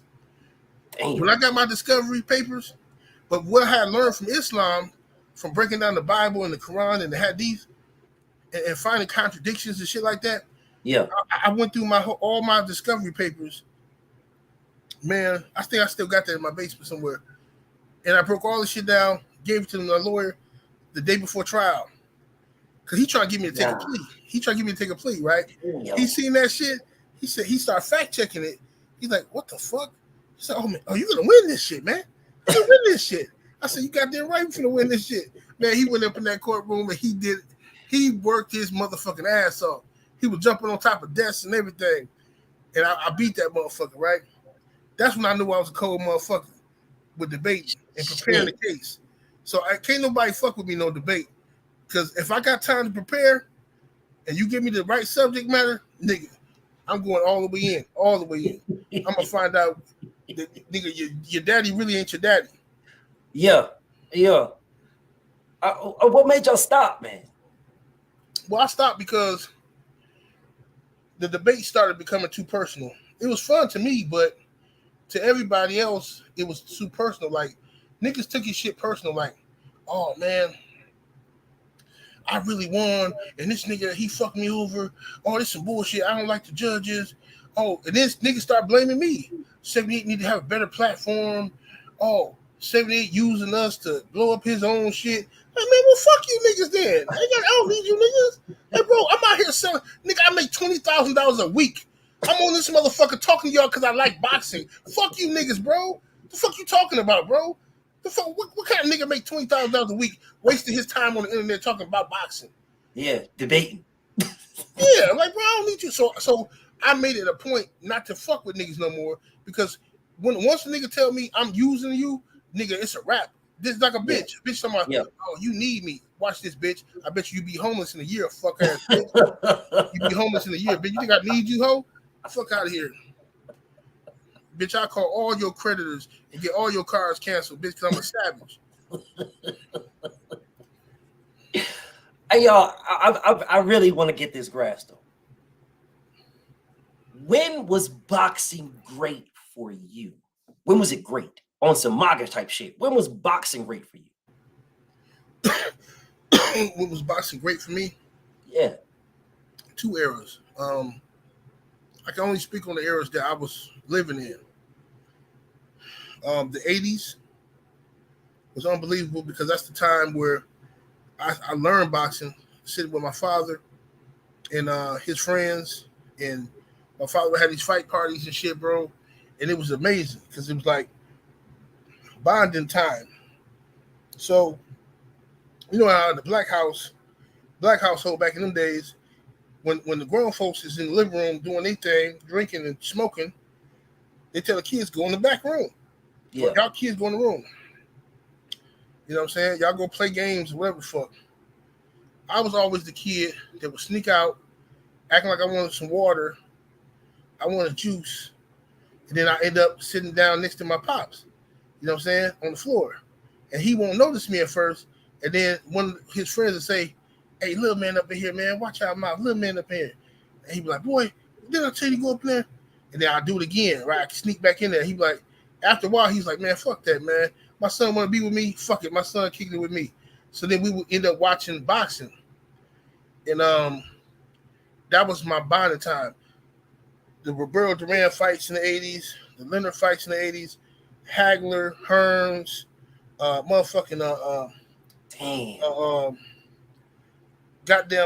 Donald Curry, Simon Brown, all them fucking fights, man. Even in the 90s, bro. Michael Nunn. Michael Nunn was one of my favorite fighters. The rise of Roy Jones Jr., Mike Tyson in the 80s. You know what I'm saying? All them great fights, bro, and fighters. James Toney. I hated James Toney, right? I hated James Toney because he beat Michael Nunn. Michael Nunn was my dude. And I remember my pops lost money on that fight. My pops, he was betting on Michael Nunn. And I remember he was mad as fuck. So I hated James Toney. Like, damn, man, fucking James Toney, black ass nigga. I hated his ass. But then I quickly respected him, though. James Toney was a monster. My favorite fight of all time, James Toney versus Mike McCallum won. The first one. Sheesh. James Toney versus Mike McCallum won. It's like the greatest fucking technical boxing match you will ever watch in your life. If you're talking about you want to see action, but skilled action, skilled aggression, defense, amazing offense.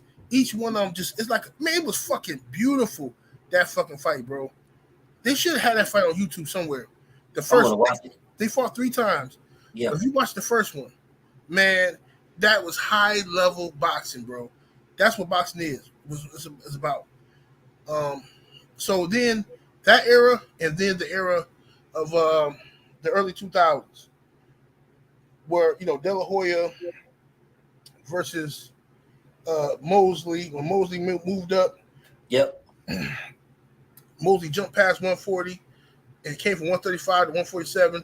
He was on steroids though, but he beat Oscar. Them was the great days.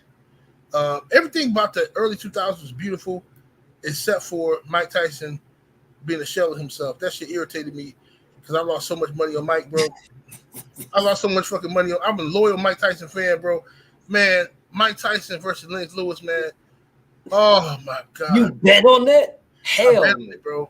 Even though I should have known better, but I was betting on my heart and shit. You know what I'm saying? Hell, and, I lost to this white boy named Chuck and shit. You know what I'm saying? He me and him bet it. $500, bro. Hell no. You know what I'm saying? I was mad at motherfucker, man. And you know what I'm saying? So the early 2000s was bad with Mike Tyson, but other than that, I loved Tito Trinidad, Fernando Vargas, all that shit was just amazing, man. You know what I'm saying? Yes. And then it had once you got into like the later 2000s, I hate to say this, bro. No disrespect to Floyd. Fuck that. I ain't gotta say that. Floyd fucked up a lot of shit, bro. That nigga Floyd fucked up a lot of shit because he changed shit until he started marketing himself as undefeated. And he started doing everything he could to remain undefeated and started fighting weird ass niggas. He fought good fighters, though. Very clever. Floyd fought good fighters. He just didn't fight the motherfuckers you want to see him fight when you want to see him fight. Yes. So it's hard to say, or Floyd fought bums. You can't say that because Floyd would do this. It's like, okay, BFTB want to fight me. BFTB want to fight me, right? BFTB calling me out. Everybody like, hey, Shaggy, you need to fight BFTB. But then I'm like, you know what, man? And I pick some other dude that's hot on YouTube, but I know I can whoop his ass. So I'll pick him. So some niggas gonna be like, hey, man, hey, Floyd fight. I mean, hey, he fighting a known nigga, though. He fighting a known dude. Everybody forget I ducked BFTB. And that's the type of shit Floyd was doing. He was a sneaky ass nigga like that, bro. So, you know, it is what it is.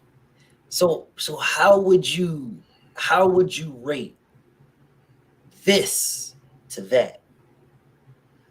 Well, this state of boxing now? Yes. This state of boxing today is trash, bro. You know, I'm gonna tell you how trash this state of boxing is.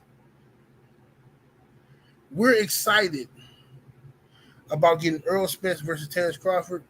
Everybody, niggas having wet dreams. Motherfuckers, girl panties is all soaking wet and shit. Everybody's we excited about getting Spence versus Crawford, but that's a fight that we supposed to get anyway. That's for Undisputed. That's for their pride. We the fans, we been said we'll pay for that. They just not getting their shit together. But we been said we'll pay for that fight as fans. Right? And it's their legacy. But we just not getting it. Right?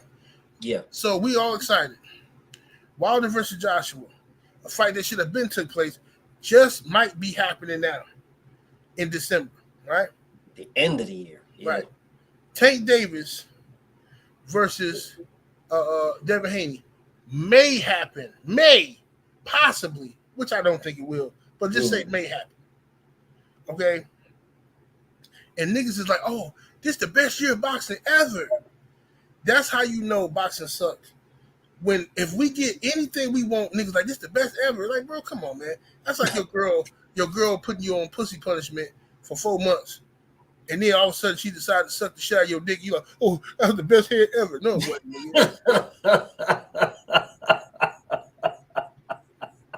It ain't the best head. She just made you starve, nigga.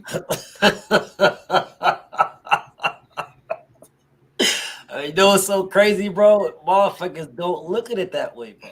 They don't, bro. And I promise you, man, if I wasn't molded and groomed, I wouldn't look at it that way either. I'll be right along with the rest of these motherfucking sheep. But the problem is I got a real one that molds me and grooms me. So it's like I don't never get to that. But I'm just saying, like, I'll be with everybody else, but I'm like, man, I'm getting the best head of my life. Like, nah, no, I'm not. So right. You guys all been on pussy punishment for months out this motherfucking dog. You just getting it. And the crazy thing is the fights, the boxing fights that you just mentioned, those matches are all matches that are good for everybody. It's not just good for us as the fans, it's good for the fighters too. Right. You know what I'm saying? Motherfuckers, they're so worried about whether or not they're going to win or going to lose. They don't realize that they have a rematch, they have a trilogy, they have a bro. Now your name is big. Now you can build your name, or it's not even building. Your name's already built off the fight. Now you're a guy that other motherfuckers want to fight now, and the list goes on and on. But they don't even look at it like that. They look at it like, if I lose to this motherfucker, then that's just the end for me. Because of that Floyd shit that really annoys me, and that one part. And the crazy thing is, and I said this before, I blame Floyd, but then I don't, because no one's telling them to follow this nigga. They choose to follow this nigga in this mindset. Now, he presented the mindset, but you know what he did, General? He did what you did, but the opposite. Right. Like, you lead a motherfucker to the water's over there, right? The water's over there. It's over there. The water's over there. That motherfucker is like, don't go to the water. Hold off a little bit. You know what I'm saying? You're not thirsty enough. Hold off. That type of shit. You know what I'm saying? While he's all by the water out this motherfucker. So it was that type of shit that, you know what I'm saying, that sort of fucked it up. And then motherfuckers take that and they say, well, Floyd told motherfuckers to hold off a little bit and be thirsty. You know, they didn't die. Floyd was the only one drinking. So shit, if you're doing it, then I'm gonna tell these motherfuckers to hold off too. Hold off from the water. Hold off a little bit. Right. The reality is, if you go to the water, then everybody eats more.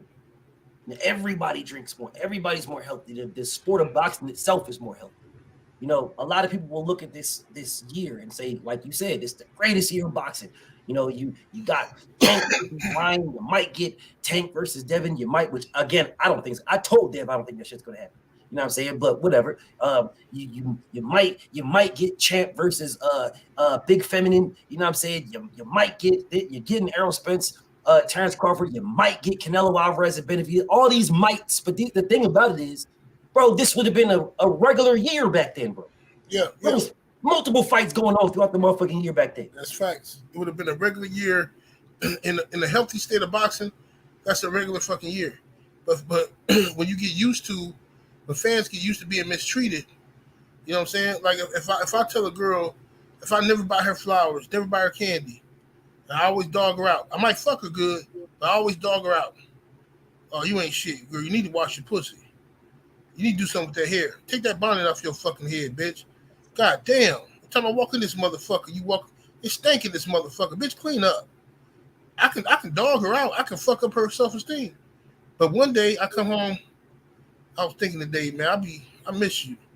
You know what I'm saying? You good for me. You know what I'm saying? You've been loyal, you've been holding me down. She gonna cry. I've been waiting for this all my life. She gonna cry.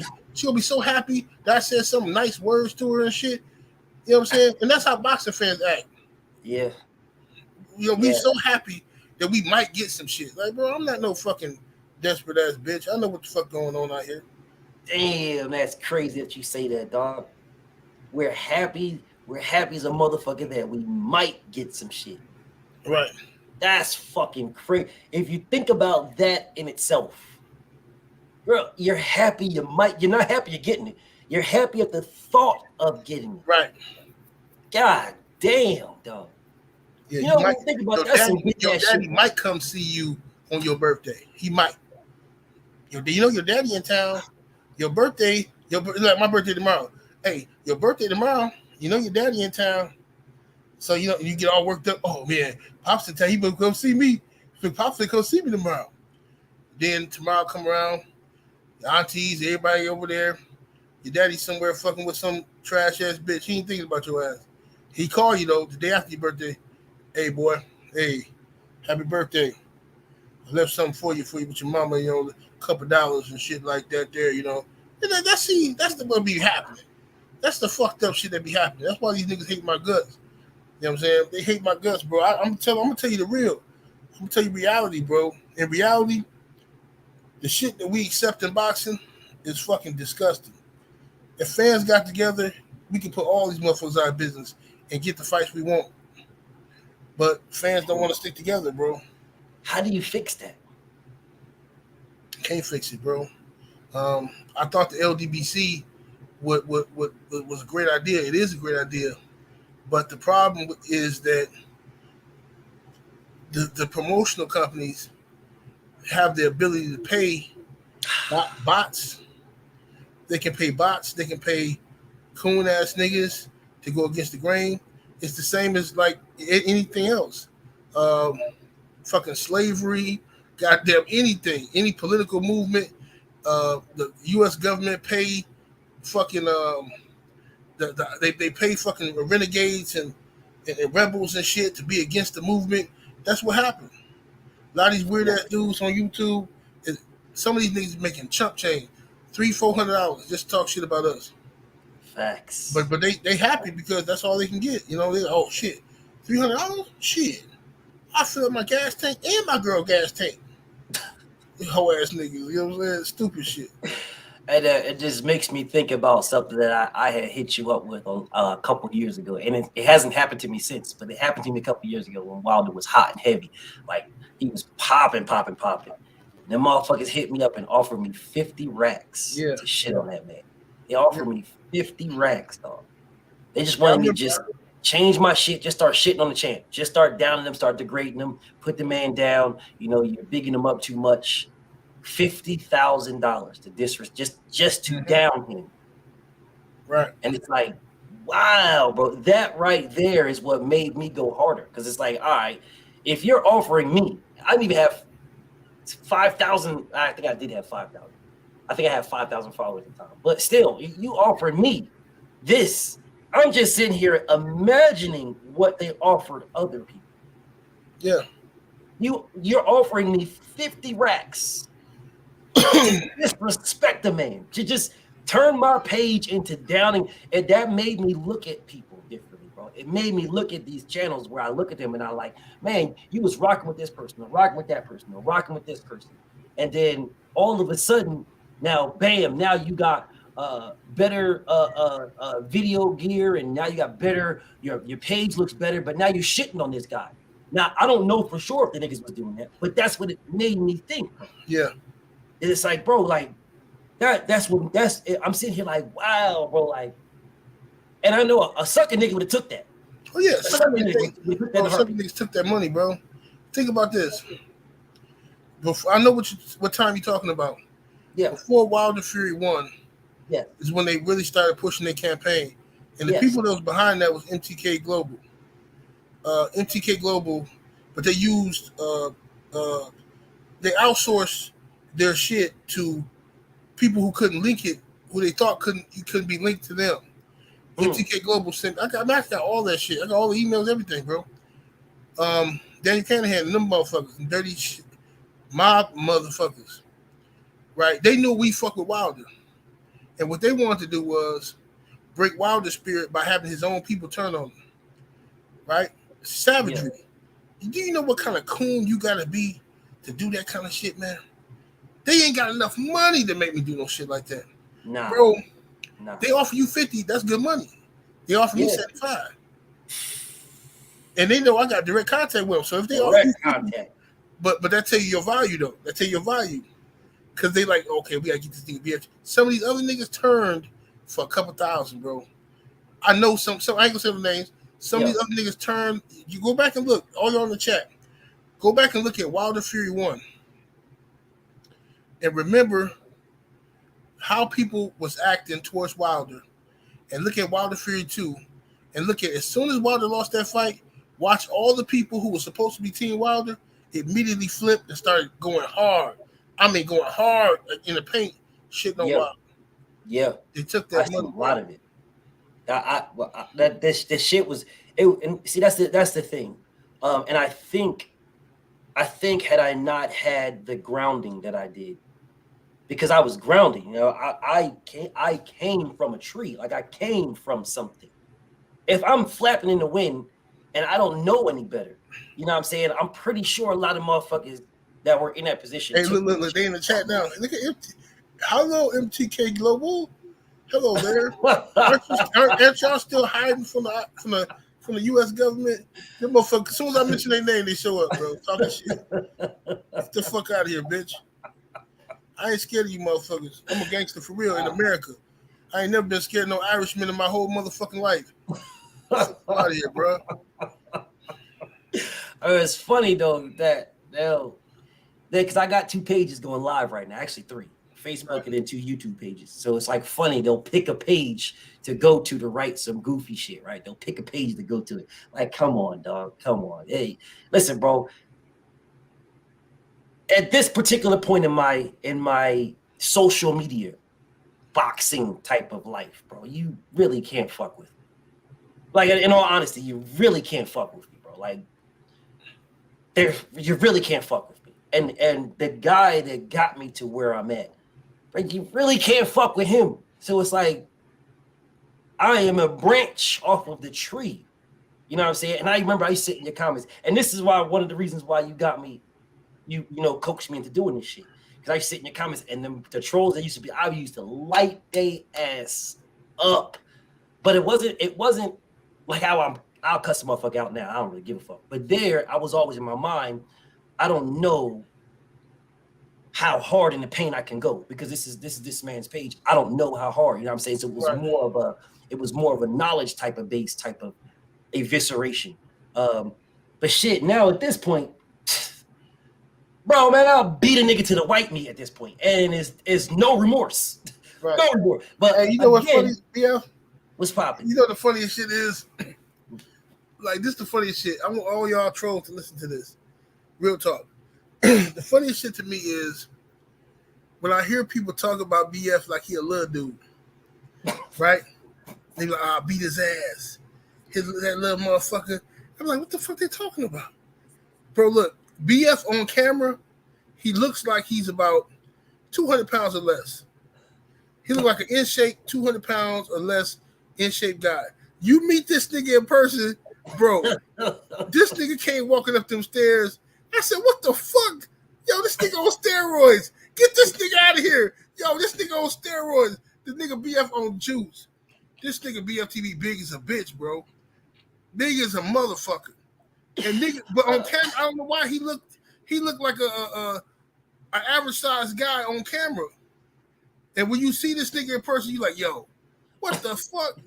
Yo, I'm telling you, y'all niggas, you trolls gonna have a bad day if you run up on this nigga. Cause you in your mind, you're like, yeah, I'm gonna fuck this nigga up. Then you gonna see him, and you gonna it's gonna be a different story. I'm telling you. Just relax. It always cracks me up. The motherfuckers used to be like, man, you only 5'2". I was like, that. That's it. That's what's up.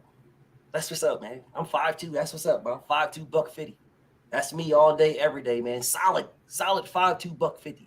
I mean, that's what you want to do. And specifically back at that time. Right. Like, back at that time, bro, man, look, dog. Listen, man, I'm not going to say no names, but what I will say, back at that time, there was a couple people that would have been erased right now. They would have been, I was looking specifically to erase them. Dead ass serious. My mind is different now. But back then, I was, for me, it was, I'm going to put them in the dirt and anything around me. Right. And if it's me included, it's me included. It's everything around me is going. I was that far gone, bro. And again, I cannot thank you personally, enough because you took me from that dark place. I've been there, so it ain't like I can't go back in a heartbeat. But I promise you took me from that place, bro. I swear to God, on everything I love, you saved some nigga's life. They don't know it. I'm telling you, you did. Because I didn't give a fuck, bro. Yeah. I was at the point in life that I didn't give a fuck. I didn't give a fuck about nothing and nobody. I was so low, so gone, so past it. You know what I'm saying? I was so like just broken, beat down that it was. I'm erasing everybody, bro. And I was to that, and I meant every word of it. And I swear to God, if I'm lying, I'm dying. I know what you mean. I promise you did. A couple niggas right now is still on YouTube. They still have YouTube pages. They're still talking their shit because of you. Otherwise, them niggas would have been gone. For real, bro. I know everything you're saying is absolutely genuine. I had to tell Black the same thing because Black was gonna do something to one of these niggas. You know, and Black a big old dude. That's a big motherfucker. Big old motherfucker. You know what I'm saying? That's a giant motherfucker. But people be talking shit, thinking it's a game. And Black got connection. He can do something to a motherfucker if he want to. He can press some buttons. So I had to tell him like how this internet shit work. Like, bro, these people just talk shit. It's like trolling. It's called trolling. This is what they do. They say this and that, but it ain't worth this. And I had to learn myself. And it's hard. It ain't gonna lie. It's hard to maintain your discipline and not put yourself in a fucked up situation and go do something to one of these goofy niggas talking shit. Because on the internet, you can be anybody you want to be. People come on here and talk shit, cuss your ass out, they'll do this to you and fuck you up, woo-woo. But I know for a fact what's going to happen. If I see them niggas, either I'm going to kill them or I'm going to miss, and they're going to call the police. It's one of the two. Yeah. You know what I'm saying? You know, and they're going to call the police. They're going to call the police. They're going to be on here snitching like a motherfucker, making videos like that other nigga did in the conscious community. Yeah. Years ago in the conscious community, it was some weirdo who had the audacity to pull up to my crib. You know what I'm saying? This is before I understood the internet addresses. Because back in them days, I used to use my real address to sign up to websites and shit. Yeah. So I didn't understand that back in them days. But this nigga got my address and pulled up and was recording this shit to make a video. Like he was going to get that off. Man, I dumped at this nigga. Dump. And this motherfucker ran back to YouTube. He drove off, made a video. Oh, this guy ain't conscious. This guy ain't no righteous brother. This man tried to shoot us. All we want to do was talk to him.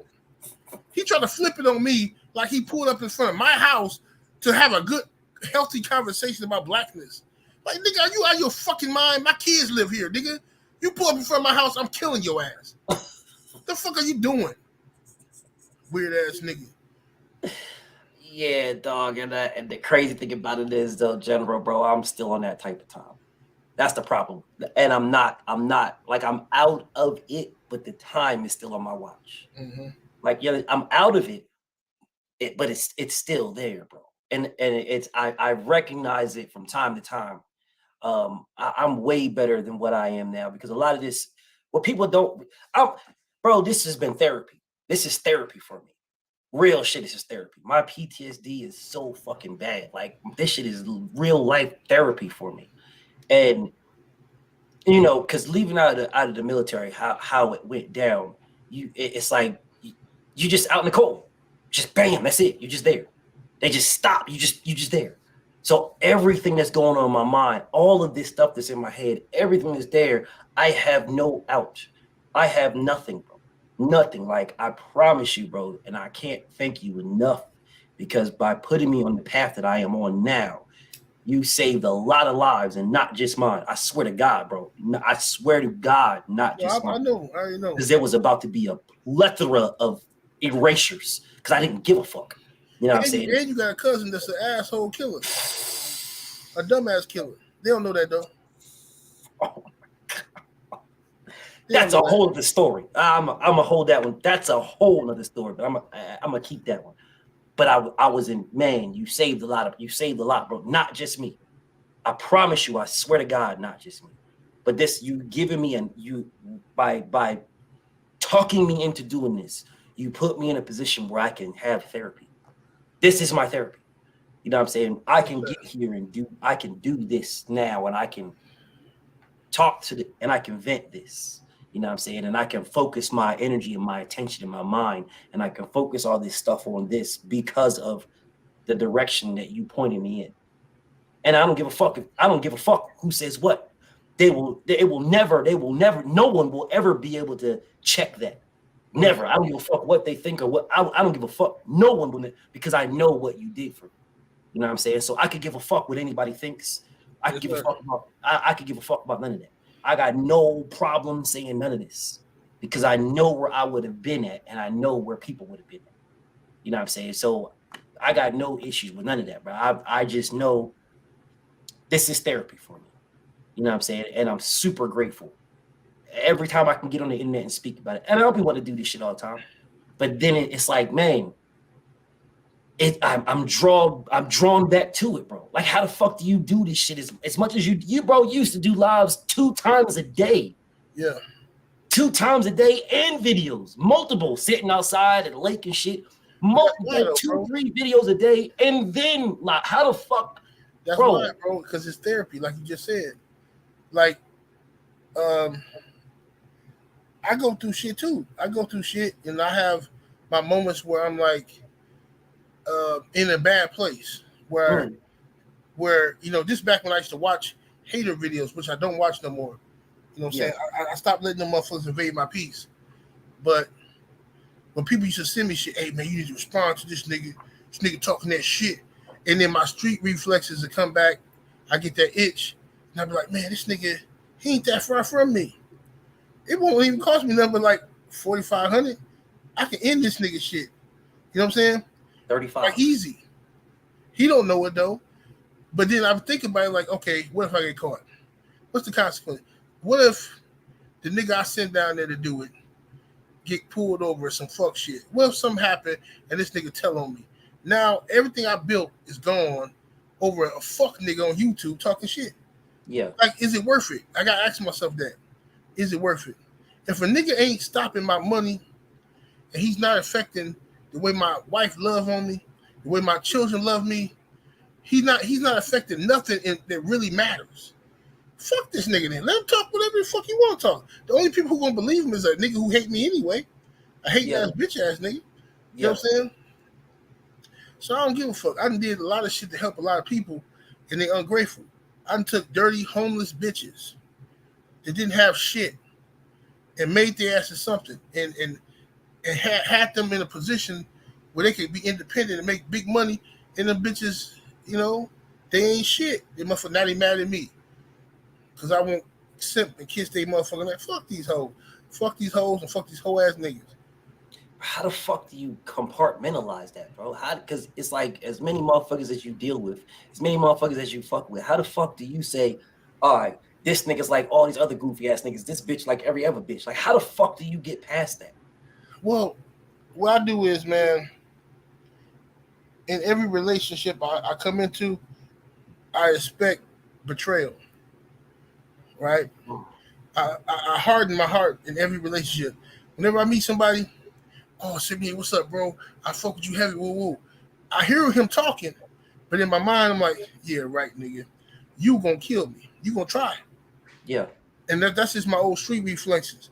So I keep I keep my guard up. Like how you said, I was at the meet and greet and I had my eyes on swivel. Yeah. That's why. Because what people don't know is this. I never told nobody this. Never told Black CC nothing. When I pulled up at the meet and greet with my security, I saw some shit I ain't like. It was a hating ass nigga there. I don't know who the fuck this nigga is. I don't know who him. Somebody knew him because he was there. But I wasn't finna fuck up the meet and greet by asking the nigga, who are you, nigga, who? But the way the nigga looked at me, he looked at me he despised me. I saw it. And my security asked me right away. He said, you know this guy? I said, no, I don't know him. He going to your event though. I said, yeah, I'll find out later. I never found out who the fuck this nigga was. It was some weird ass nigga. I don't know what the fuck he was doing there. And I didn't see him talking to nobody. This nigga was like some type of, but my security was watching that nigga the whole night. If that nigga even walk over to me, blow his fucking dome off. Because I don't know who the fuck this weird ass nigga is. Still to this day, don't know him. Wow. I asked him, don't know who the fuck this nigga was.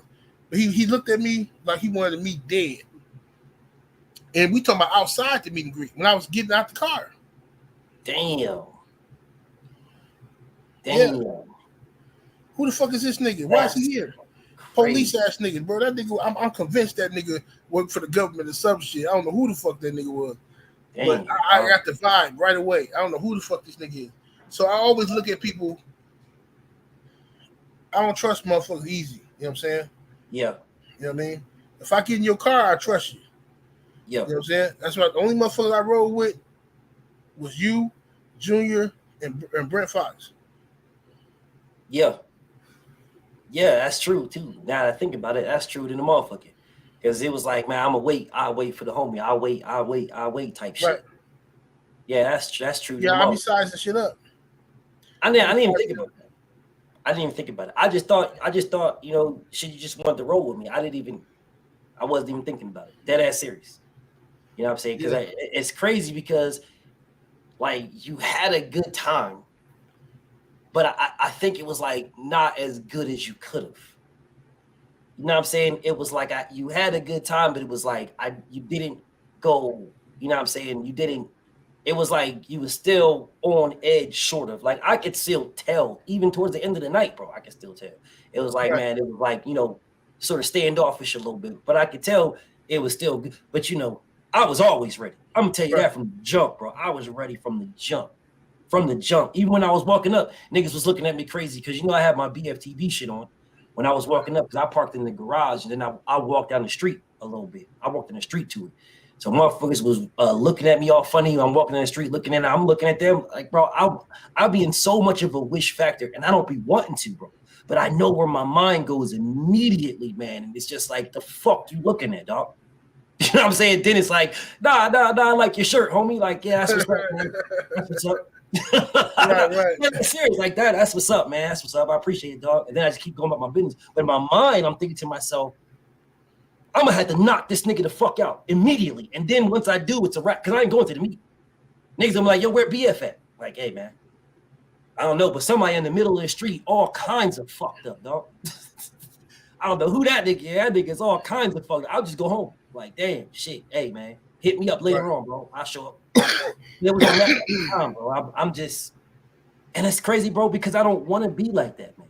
It's just natural, man. It's just a fucking natural fucking. I think it's just hardened from years of just all kinds of fucked up shit and stuff like that, bro. I can't even explain, but it is what it is, man. It is what it is. I'm gonna get back to this, but I'm gonna hold you just for a little bit longer. Then I'm gonna let you go. I just want, because I respect your time, so I'm gonna hold you just. No, man, we cooking, bro. I'm good, man. For sure, for sure. My birthday tomorrow, so. Man, you turning 25. Hey, man, I'm an old ass nigga now, bro. You an old 28? Man, I can't even lie no more, bro. My joints won't let me lie no more. Every time I get ready to lie, man, my joints start hurting and shit. So like, yeah, man, I'm getting up there though, man. I ain't no spring chicken no more. I don't be counting that shit no more, dog. I don't give a fuck, bro. I don't care about none of that shit, bro. I really don't give a fuck about none of that. Nigga, how old do I look? That's how old I am. I don't give a fuck about none of that. I don't care about none of that. Nigga, my nigga is turning motherfucking 29 tomorrow, y'all. My nigga's turning 29. Celebrate my nigga's 29th tomorrow, bro. Yeah. Somebody sent me a young, fresh 29-year-old biatch. That shit was funny as hell, though. This motherfucker came there, had that shirt, said they call me skinny. I was like, yo, this nigga. Right. Yeah, I identify as skinny. I might rock that this year. I identify as skinny. This nigga had a shirt saying I identify as skinny on this motherfucker. I like, yo, hey, Jeff, what you doing, man? What the hell? Bro, how many Jordans you had on, bro? This nigga had like, you was there for like 3 days. 3 days. So nigga had like 7 No, I brought like 3 pair of Jordans. I brought nah, bro, you changed more than that, dog. No, I only bought 3 pair. I had 1 pair that I wore in the airport. Nah, and then I had that because you was gonna give me a pair you didn't even wear. Yeah, you're right. You had more than that. You was gonna. Maybe I brought 4. Because you showed me like, yo, hey, yo. Matter of fact, now that I think about it, you ain't never give me them motherfuckers, dog. Yeah. I brought 4 pair. I had 2 pair. Okay. 2 pair of the same shoe though. 2 pair. Because you showed me a pair. The infrared 6s. And I had some North Carolina 6s, and then I had man, 6s is whack, man. I had all black 6s. Yeah, 6s ain't whack. Let me not stop. 6s are not whack. Man, them shits ain't better than the 13s. Ain't better than none. I love the 13s, but the 6s, you gotta remember, it's sentimental. The 6s was my first pair of Jordans ever. Like 1991, first day of school, I had them motherfucking 6s. So you know what I'm saying? You know, I'm in that motherfucker fresh to death. You know what I mean? Looking at the bitches. Every time I put on them 6s, it take me back to my childhood when I first got the taste of a nice fat ass white titty. 1991. I'm rocking them 6s. I can't do the milk and magnesia, dog. I can't do it. I ain't mad at nobody who does it, man. I can't do it, dog. Hey, white girl titties taste like winter fresh gum. It do. The aftertaste tastes like winter fresh gum for real.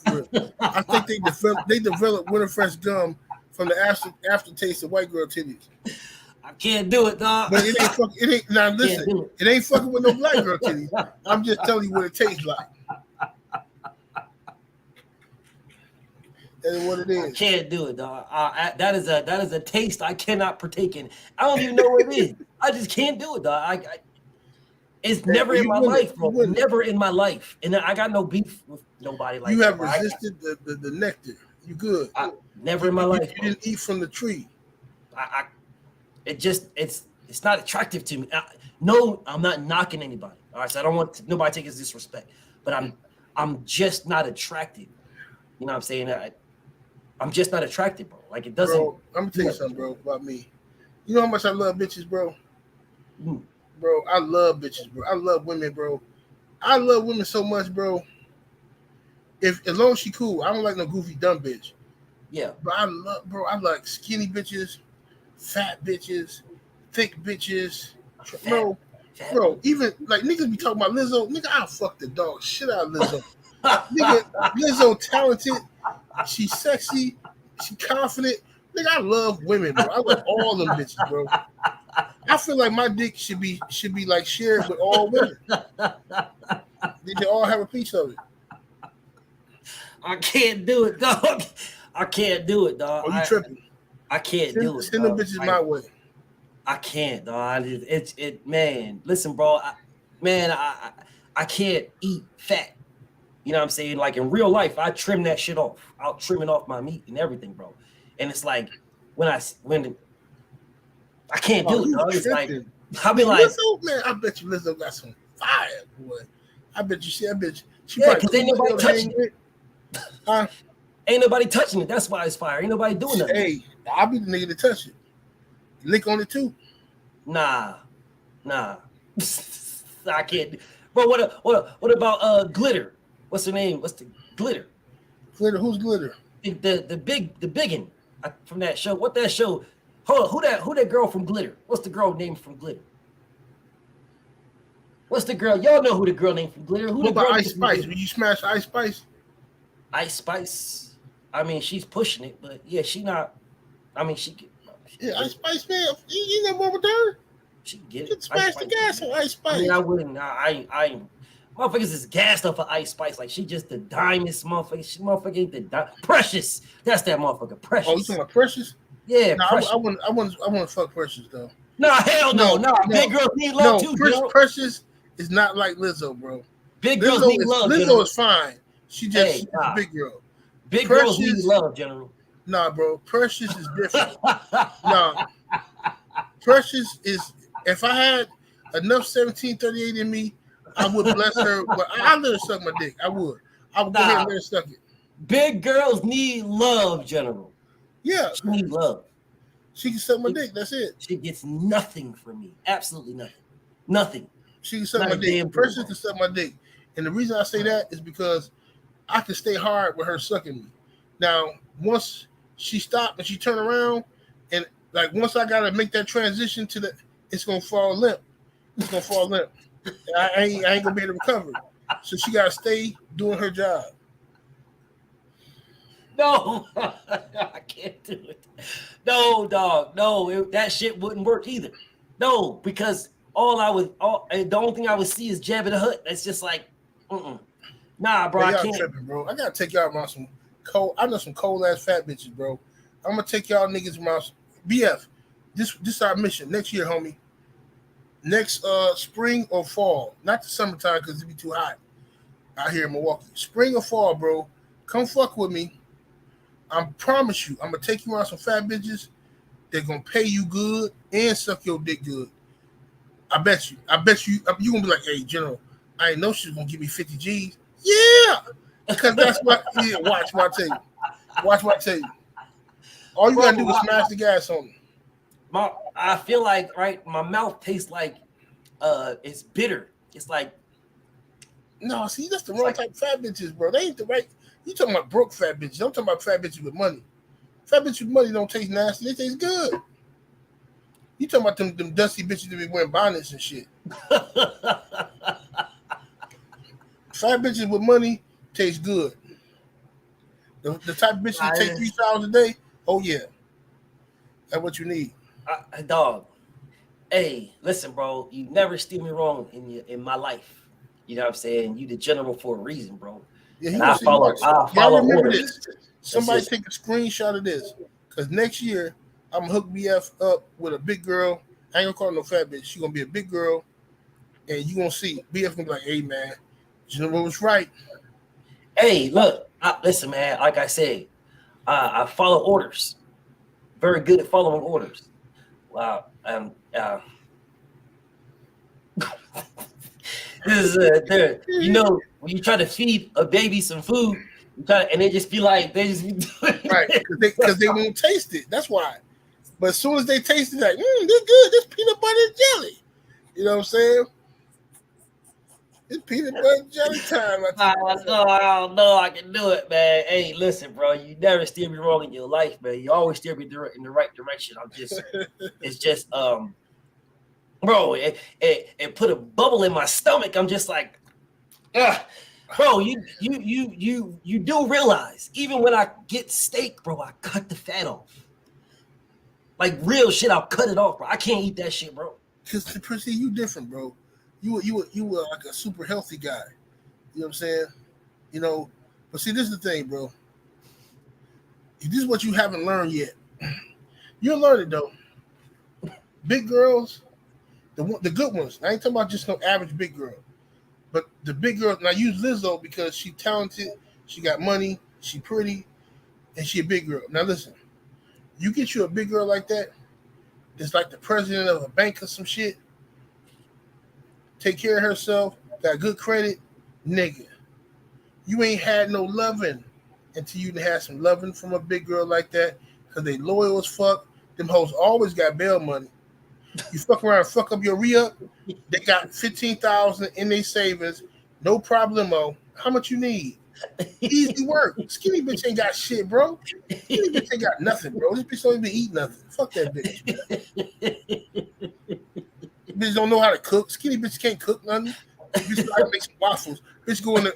I made you some Lego my Eggo waffles.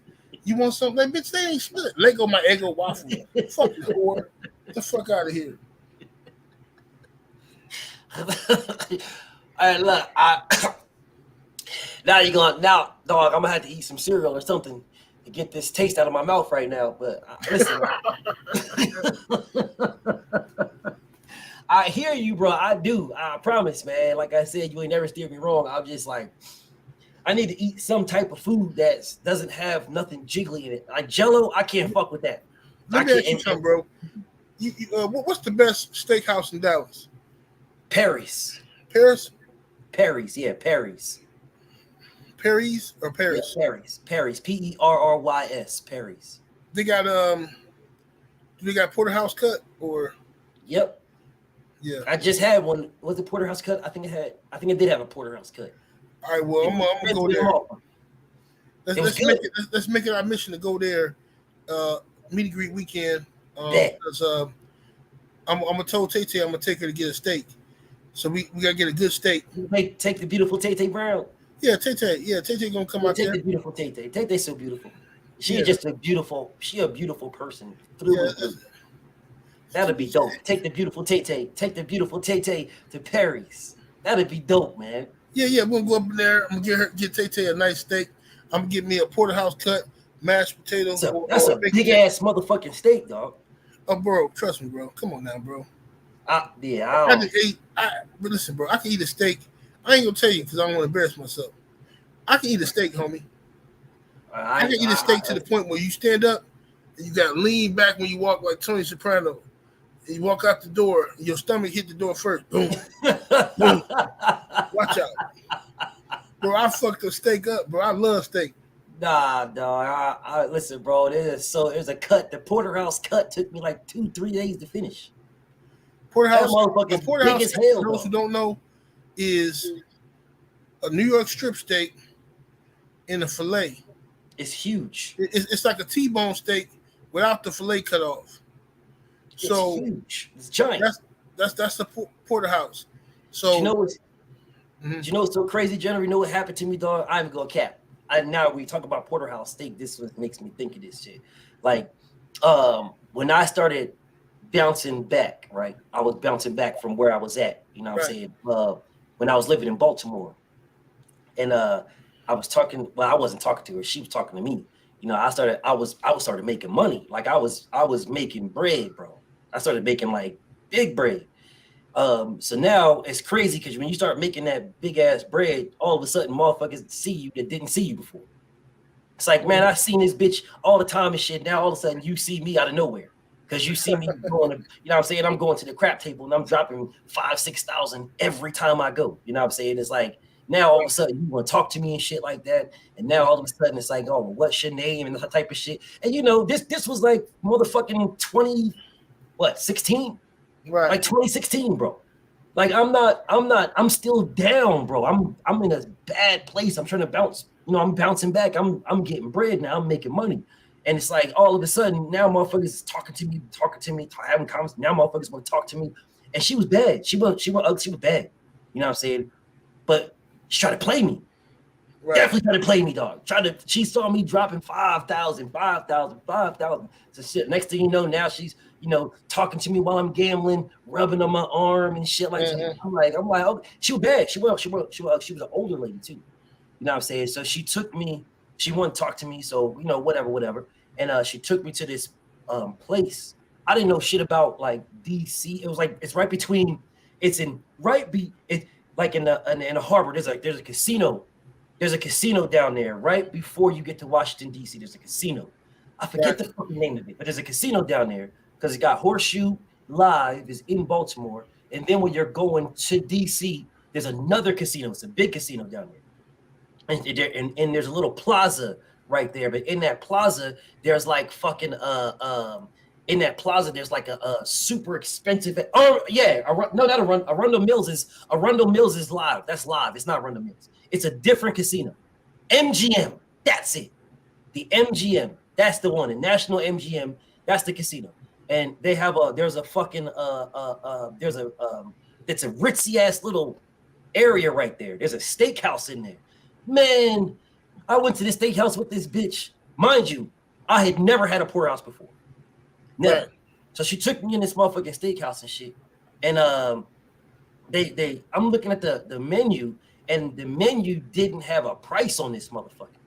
Didn't have a price on this bitch. So I'm looking like, all right, like, you know, how much is this motherfucker?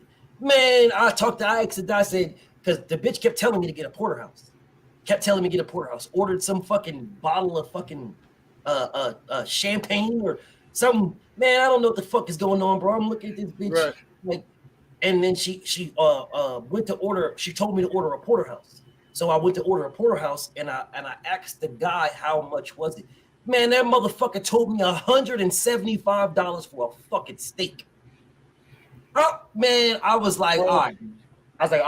This will be, bro. Swear to God, you know what? Left the bitch in there. I left her in there, and I drove. I left that motherfucker in there. Bro, I'm gonna tell you something. I drove left her right there. I bet you that porterhouse was good than that motherfucker. I didn't get for that cut. $175 cut. I did not buy it. That motherfucker had to be marbleized out of this world. Lord have mercy. I wish I'd have had that motherfucker. Nah. Now, mind you, I was making money, but I was still coming from not something. I didn't have nothing. I was a bad place, bro. So I'm starting to come back out of it. You $175 for a fucking steak, and this bitch done ordered a fucking bottle of fucking wine, and she had ordered her. Man, I left that bitch, dog. I told that bitch I'm going to my car to get something and just drove off. Nah, see, dead ass serious. See, that motherfucker's trying to get me, dog. She was trying to get me. She was trying to get dealt with. See, this is what it is. Was she a big girl or a skinny girl? Oh no, she wasn't big, she wasn't skinny. She was well proportioned. I ain't gonna cap. She was well proportioned. Yeah. Nice and she was like a little almost my height. I straight left that bitch right there. Dead ass serious. I never talked to her again. See, I would have done it. I'd have paid that for that meal, right? And I'm gonna take it out of her ass later on. I'm gonna tell her, like, look, this is what it is.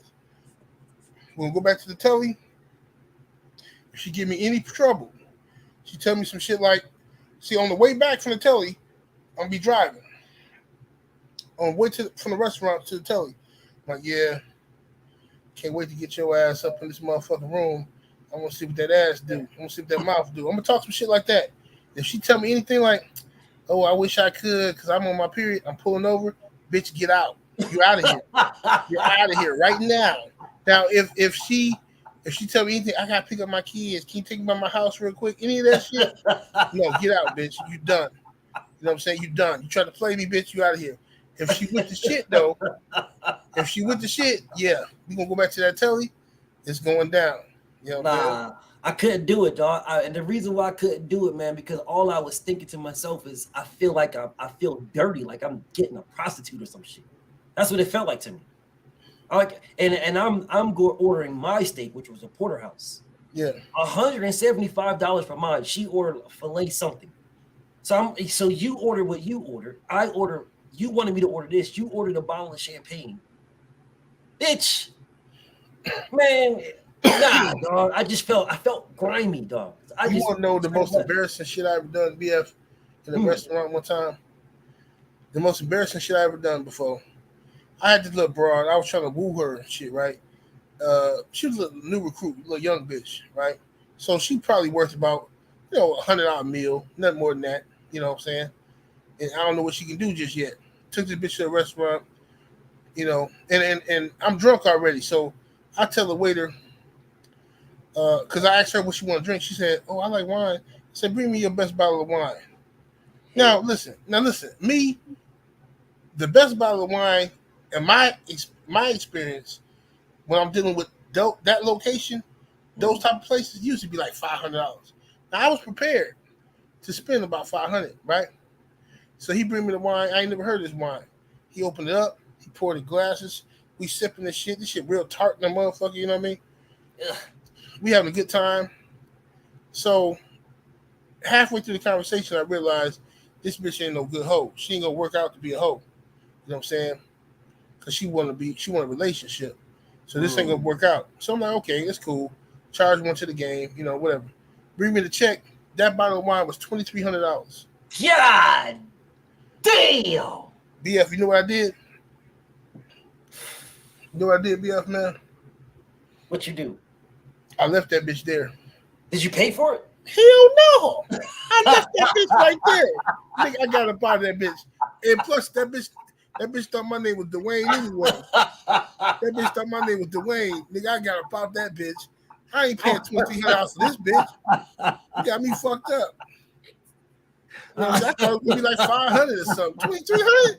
Bitch, please. God damn, dog. Listen, bro. That was worse than me. At least I didn't order the steak, bro. I left because the bitch wanted me to get a $175 steak. She ordered hers, and she had the wine. I don't even know how much it cost. I left. At least I left for you ordered you let the shit go through and steak. Come on, dog. Yeah. That bitch was calling my phone, bro, texting me and shit. I felt so bad, BF, because I was on my way to the crib. I'm on my way to the crib. And the bitch texted me. She was calling me, but I wouldn't answer her. So she texted me. She like, "Oh, please don't do this to me. Don't embarrass me. These people are asking me for the money. They're asking me for the money. I don't know what to do." I'm like, damn, man. Oh, I hate to do this girl like this, but fuck it, man. Charge it to the game. Bitch, I'm not paying $2,300 for that nasty wine. No. And on top of that, you ain't finna help me get no money. You ain't finna sell no pussy. You want to be my girlfriend, bitch? No. I ain't got time for that shit. I'm out of here. I felt bad for like 2 days and shit, but then once she started cussing me out in the text messages, I felt better. When she started saying, "You bitch ass nigga," then I was like, "Yeah, fuck you, bitch." Nah, the bitch she never talked to me again. I never, like, at least she talked to you. She never talked to me again. So for me, I never talked to her again after that. It just never happened. And I seen her a couple of weeks later in the casino because she worked in the casino. She was one of them pit bosses in the casino. So she worked there. So I seen her. She just never talked to me. I never talked to her again. Just the end of it. Yo, you just having conversations. This motherfucker still hitting you up. Bro, you ever think about how the fuck did she get the money to pay for that shit? She didn't pay for it. Wow. No, she didn't pay for it. What ended up happening is this. All right, I wasn't going to tell you this part of the story, but fuck it. I might as well keep it all the way real. This what ended up happening. She didn't pay for it. They let her go because they saw me with her, and she cried to him and said, "Hey, my date left me when he saw the bill," type of shit. So and she didn't know my real name. All she thought was my name was Dwayne, right? Which is all I always give bitches fake names when I first meet them, just in case they don't work out. So what happened is this: I waited 6 months. I took another bitch to that spot, bro. I took another bitch to that spot. I gave them motherfuckers my fucking American Express Platinum card, and they charged me for that fucking wine. They remembered me, bro. They charged me without telling me. They charged me and then said, after it went through, they said, "Oh, good to have you back, Mr. Such and Such. Yo, we waiting on you to come back for that wine." And I played it off real smooth like a player. I was like, "Yeah, you know I was gonna come back, you know, because I didn't want the other bitch to know I had ran off on the bill." They fucked me, bro. Fuck me. Yeah, they did. They stripped me down bucket naked in the nude, man. Yo, listen, bro. I would have been mad, but I would have been laughing at the same time. I would have been laughing. It was cool because, like, I felt better after I paid it, though. I feel like I wasn't a piece of shit. I paid that shit, but that's my favorite restaurant in Milwaukee, though. So I couldn't really fuck them over like that because I kind of know the family who own it. Yeah. So I couldn't really fuck them over like that and shit, man. Even though when I initially tried to fuck them over, the family wasn't there, but they knew my name. The workers knew my name. Yeah. So that's what kind of. So yeah, it's a fine ass Greek family. This Greek bitch, man. She fucking gorgeous, bro. Greek, talk, long dark hair. That bitch got a fucking ass on her, like she from Mississippi somewhere. And she a Greek bitch. Man, yeah, but that's still that mayo flavor, dog. I can't. Well, you just said you haven't tasted the nectar yet, brother. I can't, dog. Well, you ain't missing it. Don't do it. Don't do it. If you ain't never done it, don't do it. Like I tell people, if you ain't never ate pork and you grown, don't eat it. Yeah, I'm good. It's pointless to eat it now. Yeah, it just doesn't do anything for me, dog. Like, and I'm not trying to be disrespectful or knock anybody, bro.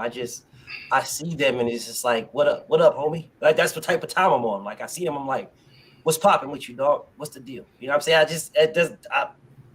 There's nothing there for me. And some people it is, some people it isn't, but for me, there's just nothing there for me, bro. I have nothing for them, bro. I really don't. There's no knock, man. I just don't have nothing. But shit, man, I'm about to wrap this one up, bro. I'm about to get the fuck up out of here, General. Yes, sir. Is there anything you want to tell the people before we roll out, King? Hey, man, I want to say salute to the mighty LDBC, man. I love y'all to death. Fuck with y'all heavy, man. Thank all the brothers and sisters that's been down to support me, to support the LDBC, support the brother BFTB. Tomorrow is my birthday. I'm going to do it live in the morning at 10 a.m. Central Standard Time. Make sure y'all come over there and say happy birthday. Fuck with your boy. You know what I'm saying? Sir. And also, tomorrow is the anniversary of the mighty LDBC. See, June is a very important month for me. June is not only my birthday, but it's the day around my birthday is when I created the LDBC. And not only that, it's the day that I beat my trial against the state of Wisconsin. Damn. Yeah, all that. Ain't that special, man? Damn. You know, the only thing creepy about that is 3/6s. I was about to ask you. That's the only creepy part about it is the 3/6. You know, the trolls be like, see, he's the devil. He's the devil. You know what I'm saying? But other than that, bro, it's a beautiful thing, man.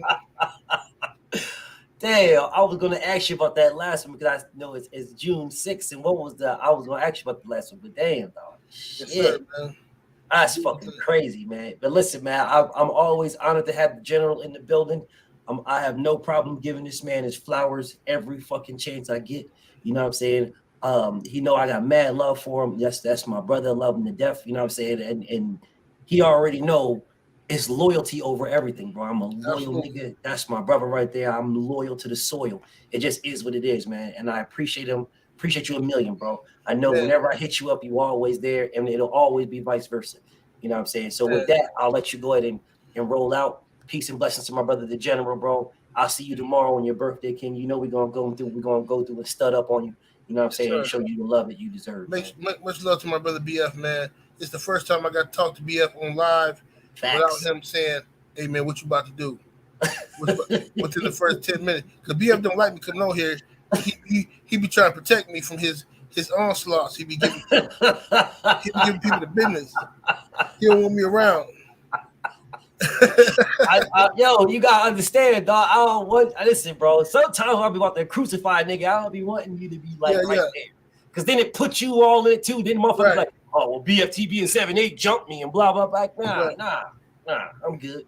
That's why he know what I'm about to do, because I'll be like, shit, General, man, what you about to do, dog? BF be like, what you about to do? All right, man, for real though, bro. When we come for the meet and greet that week, I'm gonna be out there a little early. I'm gonna call you when I'm out there though. For sure. Let me, you know what I'm saying? Let's hit that steak spot for real though. You know what I'm saying? Yeah, absolutely. Yeah. I'm with it. All right, bro. I'm giving it in a minute. All right, man. Peace and blessings, King. Peace, y'all. All right, let me get out of here, y'all. So, man, there it is. You know, had a great interview with my Brody. You know what I'm saying? Had a great interview. You know what I'm saying? Always a blessing to have my homie around. You know what I'm saying? And he a special dude. He a funny dude, bro. He be cracking me the fuck up. Just the shit that he be doing. It's real as hell, but it's funny as hell too sometimes. So it's like, man, he is just a dope ass dude, bro. He a dope ass individual. Like, just be a dope ass motherfucker, bro. Him, my OG Black Queen Cece, just some dope motherfuckers, man. I'm gonna try to interview Queen Cece next.